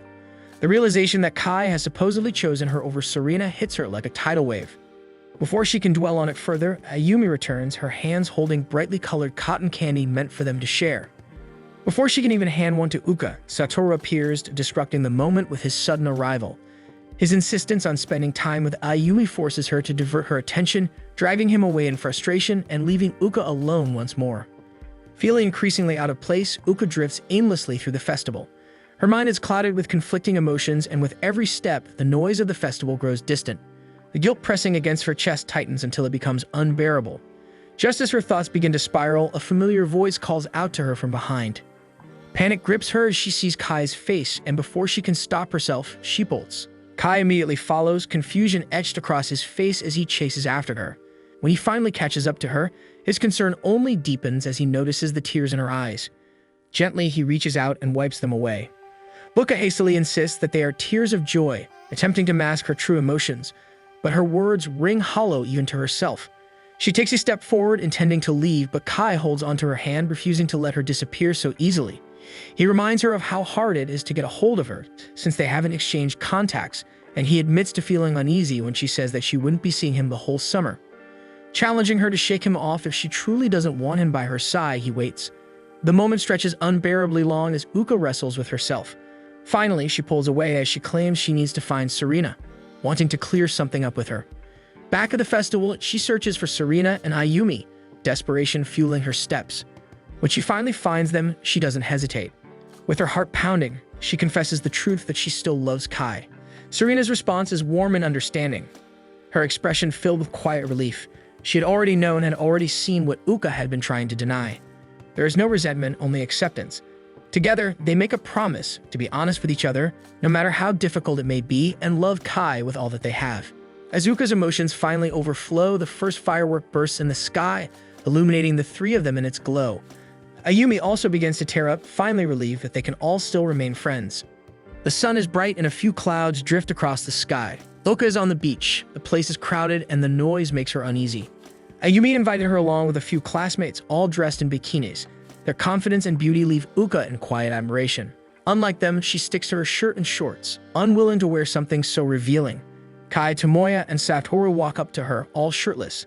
Seeing Kai like that makes her nervous, and she quickly looks away. He doesn't think much of it, telling her to just get over it. Luka knows the truth, she likes him. She just has to accept it. While the other girls play in the pool, Luka sits quietly in the sand under the shade. When they approach her, Mio suggests they buy drinks, but she suddenly stops, noticing someone. Oguni, a blonde girl, is nearby, and this immediately unsettles them. Their priority is protecting Serena. Wanting to help, Luka volunteers, but Kai steps in, telling her to stay out of it. He insists that she has nothing to do with the situation between Serena and Oguni, though he means to defend her. His words make Uka feel unwanted, so she decides to leave and wander alone. Before she can go, Ayumi stops her, worried she might get lost. She offers her phone, but to their surprise, Uka pulls out a pink mobile phone of her own. They exchange numbers, and Serena excitedly saves her number and names it Twinsies, even naming their group the Kai Club. It's a 2-member club, and though Ayumi questions it, Serena firmly states they don't need more members.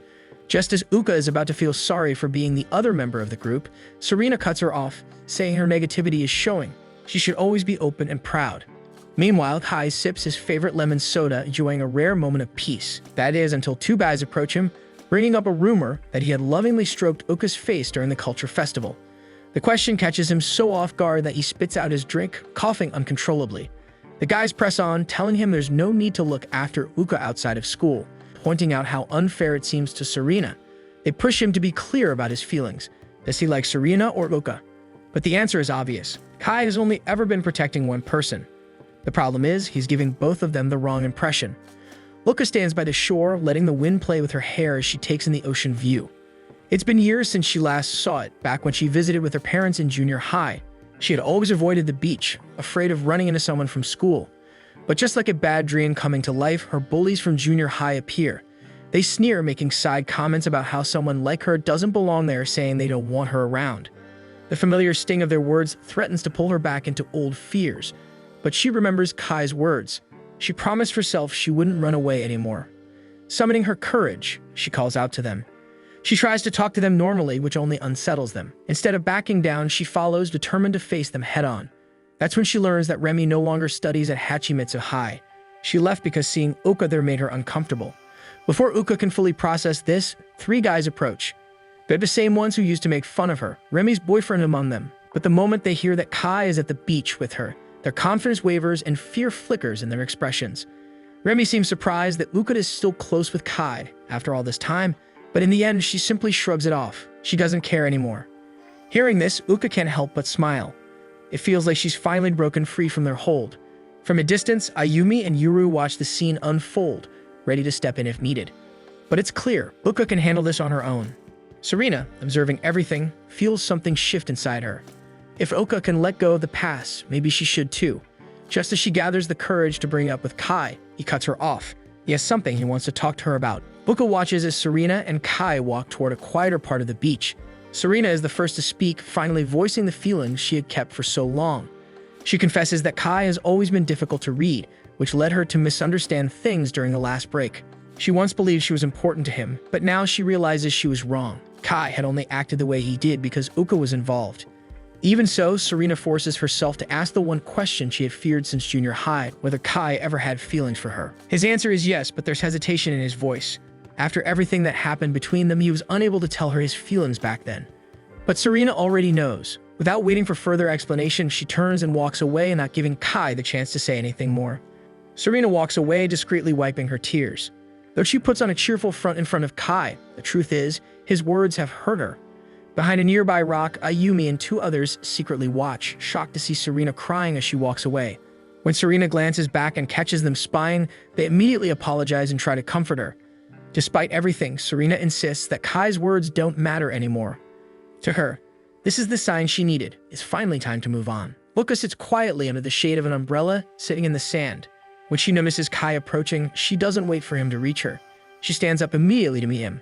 Kai makes a lighthearted joke about her getting used to seeing so much skin now, but before she can respond, 2 guys suddenly step in, questioning him about rejecting Serena earlier. The comment catches Uka off guard, and she finds herself asking the same thing. He explains that feelings aren't something they can choose, nor do they always require action. On her way home, Serena sends a text to Uka, not wanting her to worry about her sudden disappearance. Meanwhile, Serena's friend finally breaks down, frustrated that everything seems to revolve around Uka now. She can't understand why Kai no longer seems like himself whenever Uka is around. But Serena takes it lightly. While being with Kai made her weaker, Uka was the opposite. She only grew stronger. Not long after, Uka's reply comes in, making Serena giggle. It's a long paragraph filled with apologies, classic Uka. Her friend, curious about what Serena could have sent to get that kind of response, asks to see the message. Without hesitation, Serena hands over her phone. The screen displays a short yet meaningful text. "I'm glad that you're the other member." Uka feels the same way towards Serena. If anything, she thinks she should have been the one to say it first. Later that night, while Uka is studying in her room, she receives a message from Ayumi and quickly responds. She's happy to see Ayumi replying with the same enthusiasm and joy. After years of having no friends, she's getting used to texting Ayumi and Serena, slowly getting to know them better. Ayumi enjoys being spoiled while Serena constantly asks about Kai and Uka. Uka isn't sure why Serena keeps involving herself, but she doesn't dwell on it too much. She realizes she wants Kai's number too, getting it means asking him directly. The thought makes her hesitate. Doubt creeps in, but she shakes it off, deciding to go for a walk instead. Just as she's about to step outside, her father catches her. When she tells him she's heading to the bookstore, he looks surprised to see her so cheerful and optimistic, even rejecting her father's offer to bring her there. As Uka steps outside, she realizes she already misses Kai. But with the break coming to an end soon, she pushes the thought aside and heads toward the bookstore. Meanwhile, Kai is hanging out with his friends, effortlessly drawing attention from girls nearby. While they chat about school in the break, he remains distracted, responding to their conversations with short, blunt replies. From a distance, he spots Uka making her way up the stairs to the bookstore. Without a word, he shoves his hands into his pockets and starts walking in that direction. His friends call after him, asking where he's going, but he doesn't bother answering. Their conversation shifts back to his rejection of Serena, and they begin to wonder, does Kai already have someone else in mind? Inside the bookstore, Uka reaches for a book her mother likes, but before she can grab it, another hand gets there first. Turning to see who it is, she freezes in shock. It's Kai. He hands her the book, casually telling her there's no need to look so surprised. Later that day, they find themselves at a cafe drinking lemonade. Uka still can't believe she's here with Kai. She steals glances at him, unable to hide her admiration, but each time he looks back, she quickly averts her gaze. Their conversation flows naturally until Kai brings up the beach, curious about what Uka talked about with her old bullies. She tells him everything, including the fact that Remy dropped out of school, but Kai isn't surprised, he already knew. He reassures her that losing track of her bullies is a sign she no longer lives in fear the way she used to. But Uka admits she was never really worried about them. What matters more to her is catching up with Kai. To her surprise, he doesn't seem irritated by this. Instead, he simply asks if she's been spending time with the other girls too. Uka hesitates, admitting she's afraid to ask them out, but Kai encourages her, saying it's worth it. At the very least, she's keeping in touch with them through messages. Before their conversation can continue, Kai's friends call out to him. Without much choice, he gets up to leave, leaving Uka behind to finish her lemonade alone. Before Kai can get far, Uka realizes she forgot to ask for his number.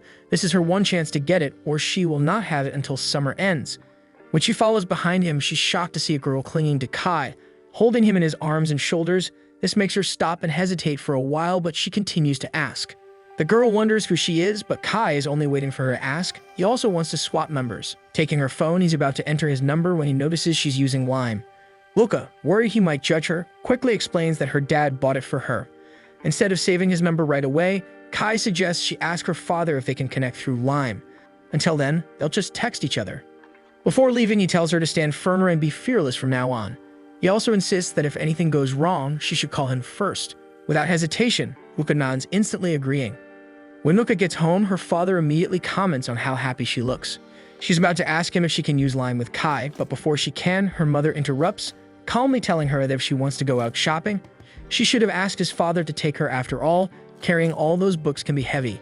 Her father, however, laughs and tells her mother that Uka has turned down his offer, just like how she used to avoid watching fireworks or going to the beach. But this year was different. She went to all of them with her friends. While he sees this as a good thing, he admits that it also made him feel a little lonely, as if she no longer needed him. Uka pauses, reflecting on his words. Uka's childhood memories flash back. She was always praised, the well-behaved girl who received endless compliments. Her parents were proud yet overprotective, shielding her from anything risky, even simple tasks like holding a knife or carrying something heavy. When nominated as class representative, her father refused, fearing it would stress her or take up too much of her time. For 15 years, she lived a sheltered life, safe but suffocatingly small, longing for something more. The summer vacation has ended and it's back to school time. Ayumi greets Uka with a big hug upon seeing her in class, but Uka is too flustered to react, turning completely red. Shortly after, their instructor enters the classroom, welcoming them back before noticing Kai's absence. He calls his name, but there's no response. Just as frustration begins to show on his face, suspecting Kai might have dropped out, Kai strolls in and nonchalantly reassures him that he hasn't. When someone in class asks if he overslept, Kai briefly confirms before taking his seat. Suddenly, Uka is caught off guard when Kai turns to her and casually greets her with a good morning. Flustered but excited, she responds with enthusiasm. Kai remarks that his morning wouldn't feel complete without greeting Uka, a statement the class wholeheartedly agrees with. To them, Uka is like their personal Jizo, always sitting in a prayer pose, watching over them. Kai casually chats with Uka, commenting that the second semester is off to a good start. Uka tries to respond cheerfully, but her father's words suddenly echo in her mind. Ever since their conversation about how she no longer seems to need him, she hasn't dared to bring up the topic of asking for permission to line with Kai again. That day, school ended early, giving students extra free time. Uka, along with Ayumi, Yuru, and Mocha, walks together outside the school gates. Yuru suggests they go to karaoke for a while, wanting to hang out with Uka at least once a week. Upon arriving at the karaoke place, Uka curiously explores the booths and drink bar, taking in the atmosphere. As she looks around, Kai approaches her, reminding her not to wander off and get lost. Mid-sentence, he yawns, catching Uka's attention. She wonders if he didn't get enough sleep. To her surprise, Kai casually replies that he was up thinking about her. Uka's face instantly flushes, her eyes widening in shock, but before she can react, Kai tells her he is just joking. As Ayumi calls out to Uka, urging her to go to their booth already, they pause upon noticing two girls in different uniforms being scolded by what seems to be their instructors. The girls look nervous as they try to apologize. Ayumi quietly mentions that they're from Shinsai High, a prestigious school with strict rules that forbid students from visiting places like this. At that moment, her father's voice echoes in her mind once more. He had always insisted that Shinsai High was the best place for her. Not just for its excellent curriculum, but also because it was a girls-only school, ensuring she stayed out of trouble. However, Uka refused to comply when she deliberately turned in a blank test paper. This left her father no choice but to enroll her at Hachimitsu High. As Uka and her friends are going to their karaoke booth, her father and a colleague coincidentally pass by the establishment. The colleague scoffs at the sight of high schoolers hanging around, remarking how students these days are becoming too carefree, especially noting Ayumi's flashy accessories. Uka's father, initially indifferent, notices the familiar uniform and deduces that they must be from Hachimitsu High. His colleague nods in agreement, commenting on how lax the school's rules seem to be. But just as the conversation lulls, his eyes land on Uka, who is now with Ayumi and Kai inside. In that instant, their eyes meet. Uka and her father both freeze in shock, neither one of them expects to see the other there. At that moment, Uka's mind is full of voices, her dad's words contradicted with that of Kai's. She is used to being so protected by her dad, but Kai makes her walk on her own. It feels like her world has turned upside down because of him, even her values have changed. She finds herself in a place that her dad purely disapproves of, although she's not trying to drive him away. Uka turns to Kai, asking him if she is betraying her dad by her actions. After all, her dad always wanted the best for her. At home, her dad arrives later than usual. As he steps inside, her mom greets him warmly at the front door, casually mentioning that Uka went to karaoke earlier. However, instead of sharing her enthusiasm, he remains expressionless, his mood unreadable. Without hesitation, he asks for Uka. When she appears, he wastes no time in commenting on her friends, how their flashy accessories and bold hairstyles make them look unruly. He had expected her to surround herself with respectable people. Uka immediately comes to her friend's defense, but her words do little to change his mind. His disapproval is firm. He thinks Hachimitsu High is a bad influence, and for her sake, she should transfer to a more suitable school. The next morning at school, Ayumi notices that Uka is still not in the classroom. It's unusual for her to be absent, so concern quickly spreads among their classmates. Unable to ignore the unease, they turn to their instructor, Mr. Abe, and ask if Uka will be missing class that day. At first, Mr. Abe avoids giving a direct answer, but after persistent questioning, he finally relents. With a heavy sigh, he informs them that Uka won't be attending for a while. Her father had approached him that morning, informing him that Uka would be transferring to another school. Meanwhile, Uka sits in her room, tears streaming down her face as she replays the conversation she had with her dad. His harsh words about Kai echoed in her mind, but what stood out even more was how she had defended him, how she told her father about all the ways Kai had helped her.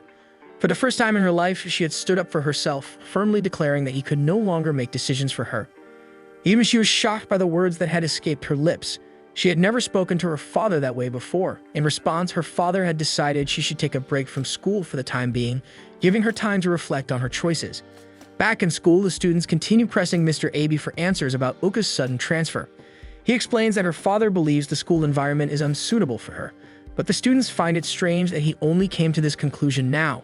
What shocks them even more is the claim that Uka is being bullied in class, something they all know isn't true. Outraged by the accusation, the class erupts in protest. Ayumi, unable to stay silent, stands up and firmly defends Uka, insisting that she would never speak ill of her classmates. Ayumi and a few of Uka's classmates catch her father just as he's about to go down the staircase. Desperate, Ayumi tries to explain that they never bullied Uka, but he refuses to listen, insisting that students from another section have already told him everything. When one of them points out that they are nothing like her junior high classmates, Uka's father dismisses the idea that she was ever bullied back then. He firmly believes that for 3 years, Uka always came home with a smile, so there was no way she suffered. His decision remains unchanged. He will transfer her no matter what. Frustrated, he urges them to return to class before walking toward his car. But what baffles them the most is the realization that Uka's father had no idea she was being bullied in junior high. In his car, Kai is already waiting. However, his surprise quickly turns into suspicion as he accuses Kai of brainwashing Uka. Kai firmly denies it, but her father remains unconvinced, demanding that he stay away from her. Instead of backing down, Kai meets his gaze and tells him he's caging her again. Later that night, Uka dreams of the admission list for Shinsei High being posted. Her parents beam with pride as they see her name among those who passed. However, when she spots Ayumi, Kai, and Satoru nearby, they act as if they don't recognize her. The unsettling feeling lingers until she jolts awake, relieved that it was only a dream. Her phone rings and Ayumi's name flashes on the screen. She answers eagerly, her heart lifting at the familiar voice. Ayumi, equally relieved, pleads with her not to transfer, her voice trembling with emotion. One by one, more classmates take turns speaking, urging Uka to stand her ground and not let her father dictate her future. Uka feels the weight of their words, her own emotions surfacing as tears threaten to fall. Just then, her father bursts into the room, snatching the phone from her hands. She watches helplessly as he grips it tightly. Desperate, she tries to explain how much her school and friends mean to her, her voice filled with sincerity. On the other end of the call, her friends hear everything. But her father sees it differently. He believes she is choosing them over him, that he no longer matters. Without another word, he turns away, still clutching her phone, leaving Uka behind in tears. Kai has been trying to reach Uka for a while, but his calls won't go through. Alone in her room, lost in thought, she suddenly hears a noise from her window. When she looks, she finds Kai standing outside, having come to see her late at night. Without hesitation, she opens the window, and the moment she sees him, the emotions she's been holding back overflow. She bursts into tears, crying to him like a child. Between sobs, she tells him everything, how her dad took her phone and how helpless she feels. In return, Kai shares what happened at school and how her father accused them of bullying her. Confusion swirls inside Uka. She doesn't know what to feel or who to prioritize. But Kai reassures her she doesn't have to choose. Both her father and her classmates are important, and there's nothing wrong with wanting to keep them both in her life. Seeing that she's steadier now and that she can handle things on her own, Kai turns to leave. The next day, Uka notices her dad isn't home. A sudden sense of urgency fills her, and she rushes out, determined to find him. Meanwhile, Ayumi is restless, racking her brain for a way to stop Uka from being transferred. She and a few classmates are preparing to confront Uka's father, hoping to make him reconsider. As they go over their plan, the conversation shifts to the fact that Uka never told her parents about the bullying she endured in junior high. The realization only strengthens Ayumi's resolve. She won't let Uka suffer in silence. At the same time, Uka reflects on her past choices. She had thought keeping the truth from her parents was the right thing to do, that sparing them the pain would make everything easier. But now she sees her mistake. Her silence only led to more misunderstandings. While Uka is out searching for her dad, her friends arrive at her house hoping to talk to him. Just right outside their home, Uka finally spots her father, and her friends are there as well. With a deep breath, she gathers her courage and tells him everything. How she had been bullied throughout junior high, how she never had friends, and how she never truly enjoyed school back then. Her mother is in tears, shaken by the revelation. Uka apologized for not telling them sooner, explaining that she didn't want them to worry. But before she can finish, her father interrupts. He asks when it all started, regret heavy in his tone. Remy, who had been listening quietly, steps forward. She confesses that she was Uka's main bully, explaining that they tormented her because she was always afraid of them. But things changed. During their conversation at the beach, she realized that Uka had grown stronger and more confident, all because of the people Uka met in Hachimitsu High. Uka turns to her father and reassures him she's capable of standing on her own. They don't need to worry anymore. Then, bowing deeply, she apologizes and declares her decision. She's going back to Hachimitsu High. Likewise, he unexpectedly lowers his own head and apologizes to her classmates, humbly asking them to take care of his daughter. One by one, her friends step forward, introducing themselves and expressing how much they cherish Uka. When Kai moves to stand beside her, he simply follows suit, introducing himself like the others. However, Uka's father looks directly at him and bluntly states that he hasn't approved of him yet. The following morning, Uka arrives at school far earlier than usual. She must have been so excited to go back to school. Clutching a flower vase in her hands, she reflects on the feeling this has happened before. Memories of her previous return to school play in her mind. Determined to avoid any awkwardness this time, she rehearses her apology for the trouble she has caused. However, her nerves get the best of her, and instead of words, a squeal escapes her lips. Before she can collect herself, Kai appears from behind, startling her enough that she stumbles to the floor. Kai, unfazed, greets her with a casual "good morning," barely sparing her a glance. He mentions how familiar this whole scene feels. Uka barely manages to respond before their classmates flood the doorway, greeting her enthusiastically. Their warm welcome catches her off guard, and though Uka tries to apologize for her absence, her friends preemptively cut her off. Their teacher soon joins in, sharing that Uka's father visited earlier that morning to thank her classmates in person. Apparently, his wife stopped him before he could embarrass himself further, a detail that earned a round of laughter from the group. Uka feels overwhelmed with gratitude, barely able to hold back her tears. That day, Mr. Abe rearranges the seating chart, assigning Uka to a seat in the back corner. She quickly notices that Kai's seat remains unchanged, now next to Marin, who eagerly chats away with him. Uka can't help but feel a pang of disappointment at no longer being seated beside Kai. Still, she smiles to herself, determined to accept the change. Later, Uka stays after class to catch up on everything she has missed. As she enters the classroom, she spots Kai still inside, fast asleep with his head buried in his arms. She pauses, watching him quietly. His peaceful face makes her wonder if he's getting enough rest at home. Though he often dozes off in class, she can't help but admire how pretty he looks.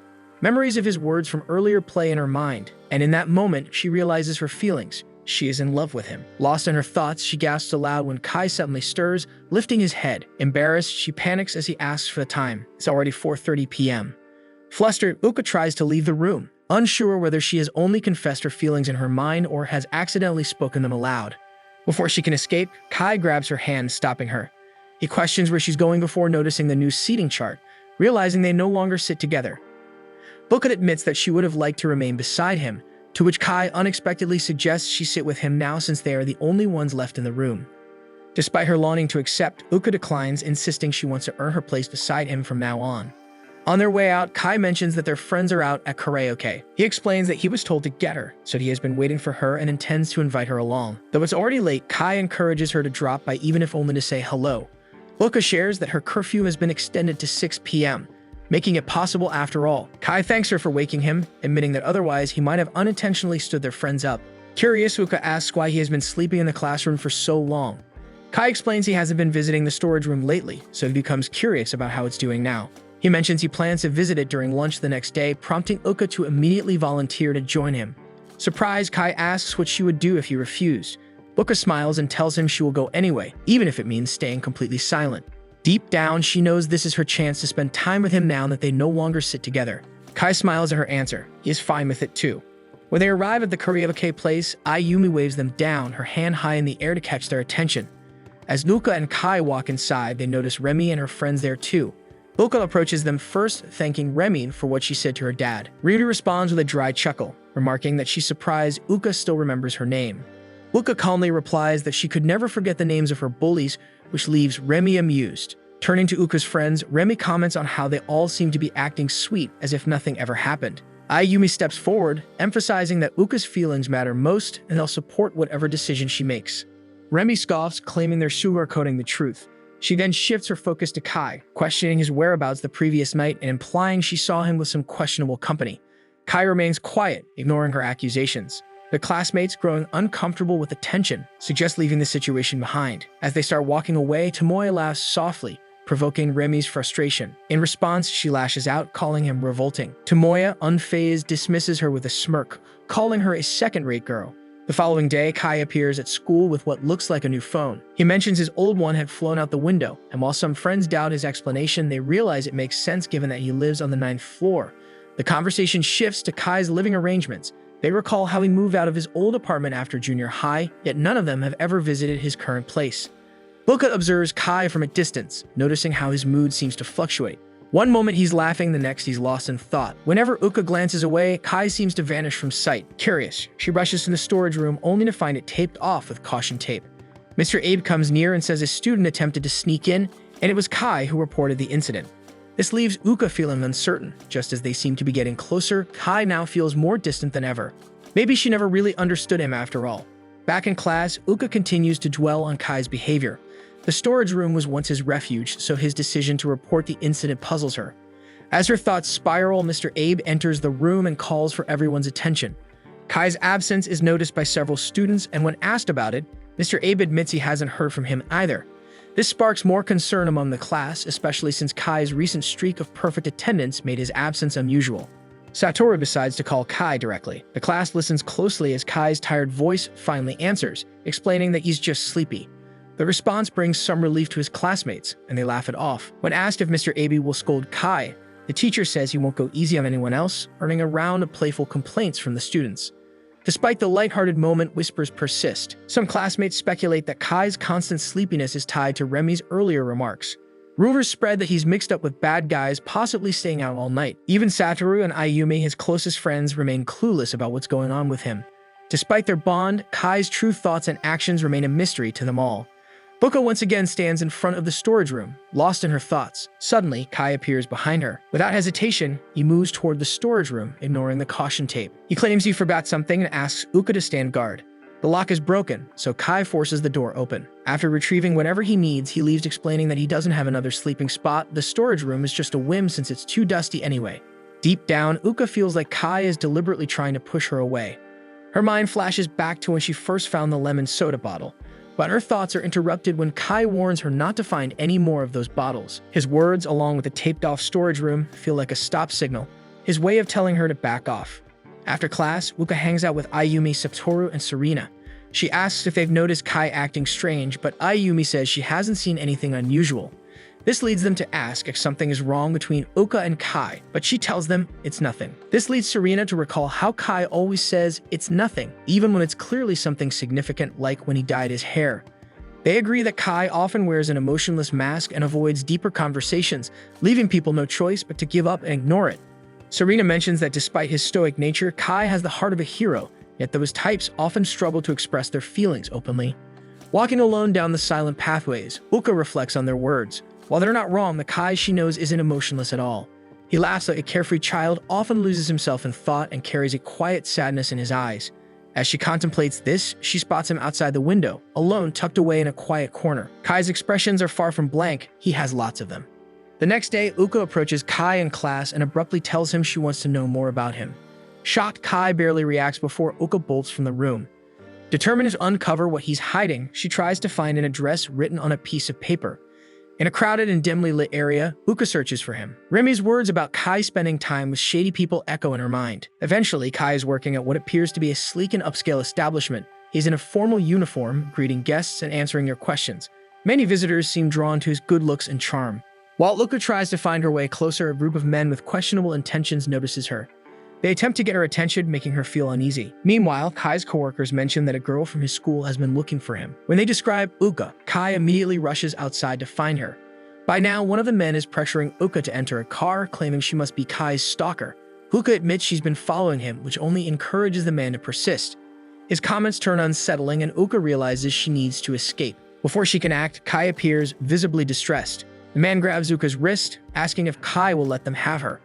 Enraged, Kai grabs the man's neck, demanding he let Uka go. The man complies, and Kai grabs Uka's hand, pulling her away as they run down the street. Once they're far enough, they stop to catch their breath. Uka expects Kai to be angry, but instead he laughs, joking about her sudden role as his stalker. The tension eases, but Kai's tone soon turns serious. He admits he's been trying to create distance between them, though Uka demands a better explanation. When Kai asks what she thinks of him, Uka shares her honest thoughts, that he's kind, thoughtful, and selfless, yet burdened and sensitive. Her words seem to strike something deep within him, and Kai covers his face, overwhelmed. Memories of how he once described Uka resurface, from harsh insults to sincere admiration. Uka acknowledges her own flaws, admitting she's stubborn, but insists she's determined to stay by his side regardless of his desire for space.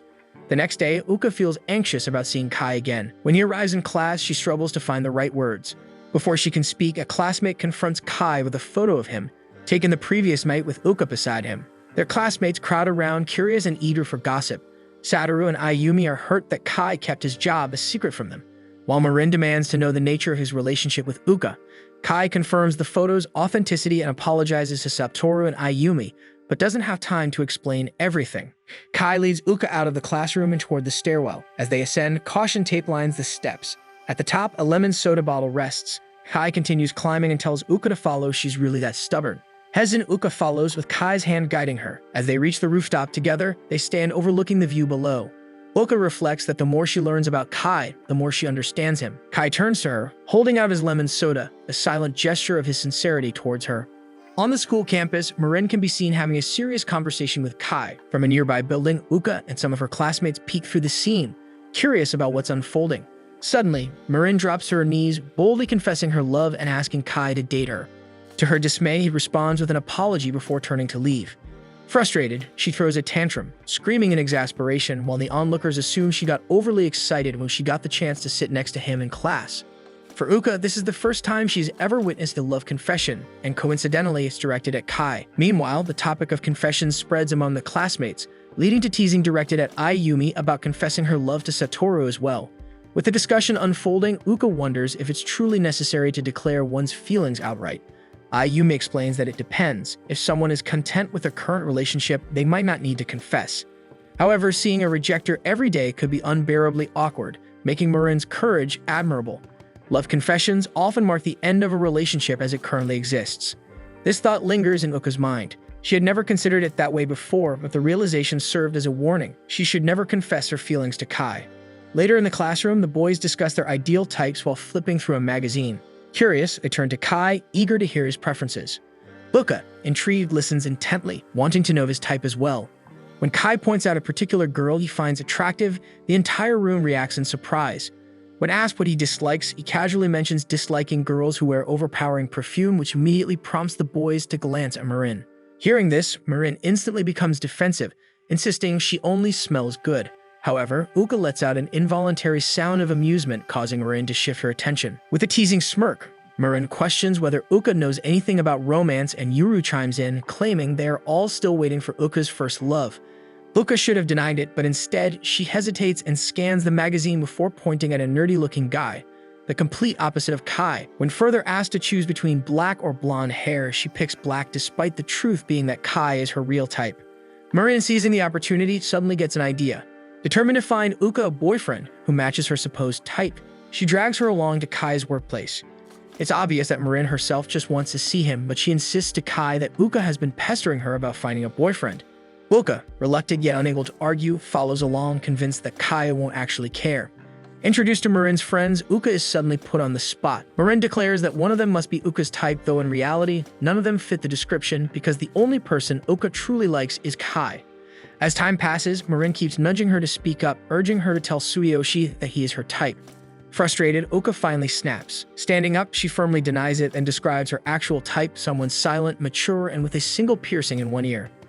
The words leave her lips before she realizes the weight of what she's saying. At that exact moment, the door swings open. Kai stands there. The room falls silent as his gaze meets Uka's. Without missing a beat, Kai asks if she is describing him. The tension is suffocating. Uka, overwhelmed, can barely react. But Kai simply states that he's heading home and asks if she's coming. Quietly, she responds, she'll come too. As they walk home, their conversation flows casually until Uka asks a question that makes Kai pause. She wants to know what she is to him. After a moment of thought, Kai replies that they are protector and protected, acknowledging that even he finds it hard to explain. Then he turns the question around, asking what she prefers, black or blonde hair, just like in class earlier. Lowering her gaze, Uka softly admits that it's blonde. Kai chuckles, noting that protecting her has simply become a habit. Although Uka is content with being close to Kai, a quiet longing stirs within her. She wants more. She promises herself that from now on, she won't lie about her feelings again, even if it means losing this closeness. The next day, field day begins, and the class is divided into different athletic events. The girls suggest Uka join the relay team, but the boys quickly dismiss the idea, doubting her ability. However, once they get outside, their skepticism turns into shock. Uka is fast, faster than anyone expected. By the end of the trials, she earns praise from classmates and secures her place in the relay. Encouraged by the attention, she vows to work hard, but more than that, she sees this as an opportunity to get closer to Kai. When the relay begins, students pass the baton from one runner to the next. Here, she hands it off to Ayumi, who sprints forward with ease. Luka is also part of the relay team and will be passing her baton to Kai, but he is nowhere to be seen. Yuza teases that he's probably too busy with the cheer squad. Then, with a knowing smirk, Yuza adds that Luka's admiration for Kai is so obvious. It's like a student looking up to her teacher. The joke lands harder than expected. Her friends have figured it out. She can't hide it anymore. Meanwhile, on the other side of the field, a guy questions Kai about his continued involvement with Uka. It's not as if he doesn't have other admirers. In fact, girls still approach him despite Uka's presence, but the guy warns that as long as he keeps sticking with her, others might hold back. Kai listens, but his thoughts remain unreadable. Uka, on the other hand, is distracted by her own worries about field day. As she's focused on designing the back of her own shirt, Kai catches her in the act. He instantly frowns at the idea, unimpressed. Uka, unfazed, even offers to draw on his shirt as well and asks him to lend it to her. Without hesitation, Kai reaches to remove it, causing Uka to panic and bolt in the opposite direction. Kai scolds her for agreeing to do things she might regret later, but Uka only responds with a smile. Despite his initial disapproval, Kai ends up helping her decorate all the team's shirts. As they sit together, drawing in quiet concentration, he suddenly asks how long she plans to be like this with him. Caught off guard, Uka hesitates. She doesn't know the answer. Kai nods at her response but doesn't say anything else. Instead, he stands up and leaves. Left alone, Uka stares at the unfinished designs in front of her, realizing something. Kai had helped her become someone new, yet she had become so stubborn in holding onto this closeness that it had started to turn into a problem. Hachi Mitsuhai's field day officially kicks off, with students buzzing with energy, each class sporting their designated colors. Uka's class is dressed in yellow, and their uniquely designed shirts quickly attract attention. However, as the attention lingers on their shirts, someone points out that Uka's own shirt is blank. She had carefully drawn on everyone else's, yet hers remained untouched. The teasing then shifts to Marin, with others speculating that despite all her complaints, she's actually happy Uka had drawn an adorable version of her. But before Uka can respond, someone notices the text written on Tao's back, "Elegant comedic lady night." It suits her perfectly. Then they turn to Kai's shirt, which reads Honey Lemon Soda. The nickname fits him so well that a few classmates chuckle at the accuracy. That's when they realize a group of guys in red shirts surrounds Kai, taunting him. They mockingly claim that he's nothing more than hair, face, and ego. Kai, however, doesn't react. Uka watches him go, realizing once again that simply being close to him is never quite enough. No matter how much she tells herself to be satisfied, there's a part of her that always wants something more. As the field day events begin, Uka reflects on her own lack of confidence. She realizes that it stems from the fact that she's always taking, receiving, but never giving in return. Lost in thought, she doesn't notice Yuza nudging her until she hears her name being called. Suddenly, Satoru waves at them from a distance, asking if they've seen Kai. Yuza jokes that he's probably napping somewhere. Concerned, Uka immediately volunteers to go find him. She sprints through the campus when she accidentally bumps into a group of red-shirted students, the same ones who had been mocking Kai earlier. The impact sends her stumbling to the ground, but she still asks if they've seen him. They only snicker, making sarcastic remarks about his absence. However, as they laugh, something catches Uka's eye. Dangling from one of the guy's jeans is a key that she recognizes very well, the key to the storage room. Without hesitation, Uka bolts toward the storage area. Pushing past the caution tape, she forces the door open and calls out for Kai. The dimly lit room is filled with stacked equipment, making it difficult to see. Kai is tied up, his hands and feet bound with tape covering his mouth. Uka rushes forward, frantically untying him. As soon as the restraints are off, he comments that this time she was the one to find him. It's almost annoying how good she's at tracking him down whenever he's acting strange. Uka doesn't hesitate with her response. No matter where he goes, she'll be running after him. The memory of when Kai had climbed up to her veranda flashes through her mind. Back then, he had come to her. Now she jokes that she can do the same. She can fly if she has to. Laughing, she playfully takes a step forward, telling Kai they should go. But before she can move any further, Kai holds her by her shoe, stopping her in place. Without looking at him, she speaks. Their relationship has always been one where he protects and she is protected. But she wants to change that. Even if it's in small ways, she wants Kai to rely on her and come to her when he needs help. The cheering competition begins, and the guys who tied up Kai are stunned to see him participating. Their attention shifts to Uka. She must have been the one who interfered. Realizing that threatening her made Kai give in before, they decide she might be his biggest weakness. When they taunt her, Uka warns them not to touch Kai. They sneer, declaring themselves her new bullies, but her calm, unwavering smile catches them off guard. The relay race begins, and Uka sprints with everything she has. The cheers from her friends push her forward, but her mind is filled only with thoughts of Kai. She overtakes runners one by one, securing second place. As she reaches the end and passes the baton to Kai, the realization hits her. She loves him. The abrupt stop makes her stumble and fall, but Kai is already ahead, securing their lead. Her friends rush to her, showering her with praise. Yuzu points out something drawn on her back, but Uka doesn't remember sketching on her own shirt. Stripping it off to check, she startles her friends, but she doesn't care. True enough, on the upper back part of her shirt, a small pair of wings is drawn. Tears well up as she recalls her earlier conversation with Kai about flying. Just then, the announcement confirms their team's victory. Seeing Luka's emotional reaction, Ayumi asks if she could move on if ever Kai likes someone else. The thought alone is unbearable. Dating him would make her happiest, so Ayumi encourages her to take the next step. With a determined smile, Luka nods before exhaustion overtakes her, and she collapses. She wakes up in the school clinic with Kai standing silently beside her. With her vision still hazy, she wonders if she's dreaming. But the words spill out. She confesses her love for him. Kai doesn't answer right away. Instead, he leans down, pressing a tight kiss to her lips. Tears stream down her cheeks. She can't believe it. She convinces herself this must be a dream. Uka's mind wanders as she walks alone through an empty alley. The weight of the past years presses heavily on her, reminding her of the struggles she has endured. No one truly sees her for who she is, and those who do only pity her. She believes she will always be this way, until she sees Kai. He reaches out his hand, and without hesitation, she takes it. In that moment, a thought surfaces in her mind: honey lemon soda. It's him that she has long been waiting for. But her fantasy is short-lived. Suddenly, she wakes up in the school clinic. Her vision is hazy, but she notices Kai's figure standing by the window as if waiting for her to regain consciousness. It feels like she is still dreaming, lost in the lingering traces of her earlier vision of them holding hands. She pours out her feelings without restraint, convinced none of this is real. She tells him that she loves him, even expressing her desire to be his girlfriend. But instead of answering, he leans closer, and before she can process what is happening, his lips meet hers. Now she's more convinced it's just a dream. Everything feels too surreal to be true. But then reality settles in. When she realizes she hasn't been dreaming, panic grips her. Overwhelmed, she attempts to hide inside a locker, leaving everyone around her bewildered. To make matters worse, she passed out right after confessing, leaving her unsure of what happened next. The memory of the kiss feels distant, and she doesn't even recall if Kai responded to her words. The uncertainty gnaws at her, making her wonder how he reacted. When Kai appears before her again, she struggles to find the right way to respond. She wants to greet him, but embarrassment silences her. Instead, she turns away, prompting Ayumi to assume Kai has done something to upset her. Confiding in Ayumi, Oka recounts everything, watching as disbelief crosses her friend's face. The realization that she actually confessed feels heavier now, but Ayumi, rather than scolding her, is genuinely happy for her. She wonders how Kai has responded, but Uka cannot remember. The thought hasn't even crossed her mind that he, too, might have something to say.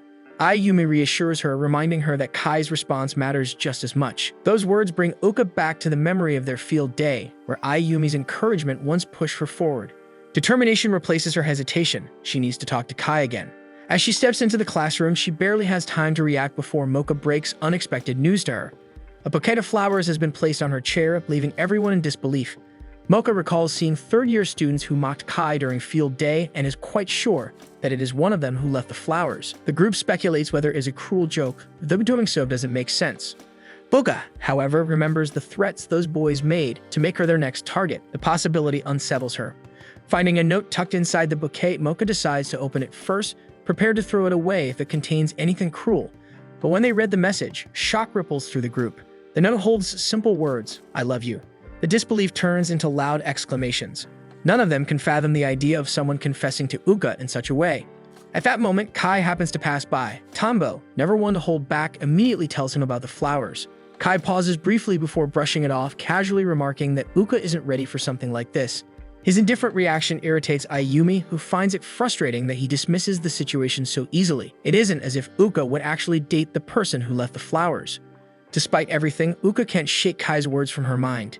He thinks she isn't ready. As she observes him outside the classroom, she notices the way others talk about him. His popularity has grown since he joined the cheer squad. Even older students have started to take an interest in him. But no matter how much attention he receives, his words still hold weight for her. The thought lingers: if Kai believes she isn't ready, then maybe he is right. Maybe despite how close they have become, she still isn't prepared for a relationship. It feels as though she has returned to where she started, questioning whether confessing was the right decision after all. Running home, Uka doesn't bother looking at Kai for even a second as she passes by him. Her mind is consumed by what she has done, asking him to make her his girlfriend. The thought alone makes her eyes well up. As she hurries forward, she happens to pass by Serena, who immediately notices her sadness. Uka tries to hide her tears with her hands. Serena takes a hint and asks if something happened with Kai, but Uka denies it. Still, Serena sees through her hesitation and considers talking to Kai about it, but Uka stops her. She doesn't want to be a burden.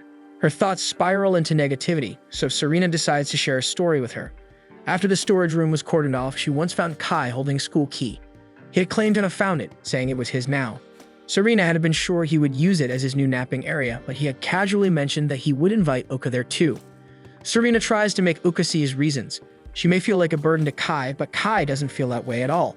At that moment, Uka recalls all the times he came to her rescue, from saving her from bullies to offering her encouraging words. He had done it all with a smile on his face, so it was not like she was being a burden to him at all. This realization hits hard and the truth washes over her, so with a deep sense of gratitude, she bows her head to Serena, thanking her. Now she knows what his reply will be.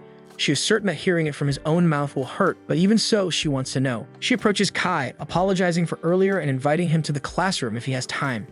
She wants him to hear her feelings one last time. True to her hopes, Uka rushes into the classroom, waiting anxiously for Kai to enter. Holding a bottle of lemon soda in her hand, she clings to the hope that he will let her say her feelings once more. When Kai finally steps inside and closes the door behind him, she prepares to speak, but he cuts her off. Before letting her say anything, he asks her a series of questions. He asked about her feelings about the words she spoke yesterday, and most importantly, whether or not she is truly ready. Then, without hesitation, he utters 3 simple words, "I love you." Kai confesses his love to Uka, and the weight of those words brings her to her knees. Overwhelmed, she breaks down, tears spilling onto the floor. Kai moves toward her, attempting to help her up, already knowing she wouldn't be able to respond normally. As she looks up at him, her gaze locked onto his, he admits that it took him 8 months to fall for her, proving just how serious he is.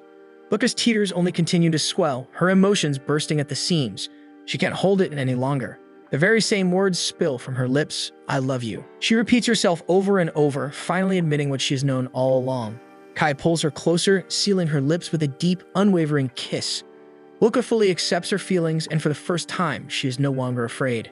The next day, Uka is still on cloud 9 as she crosses the pedestrian lane on her way to school.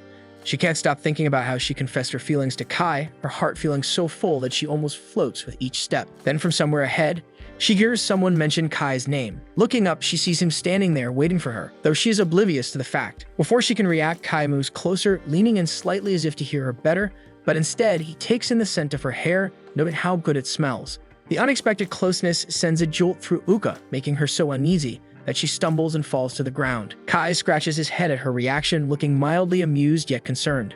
Uka never imagined her life turning out like this. Kai simply extends his hand to help her up, offering an apology. Meanwhile, their friends stand nearby, led by Mocha, who immediately starts teasing them.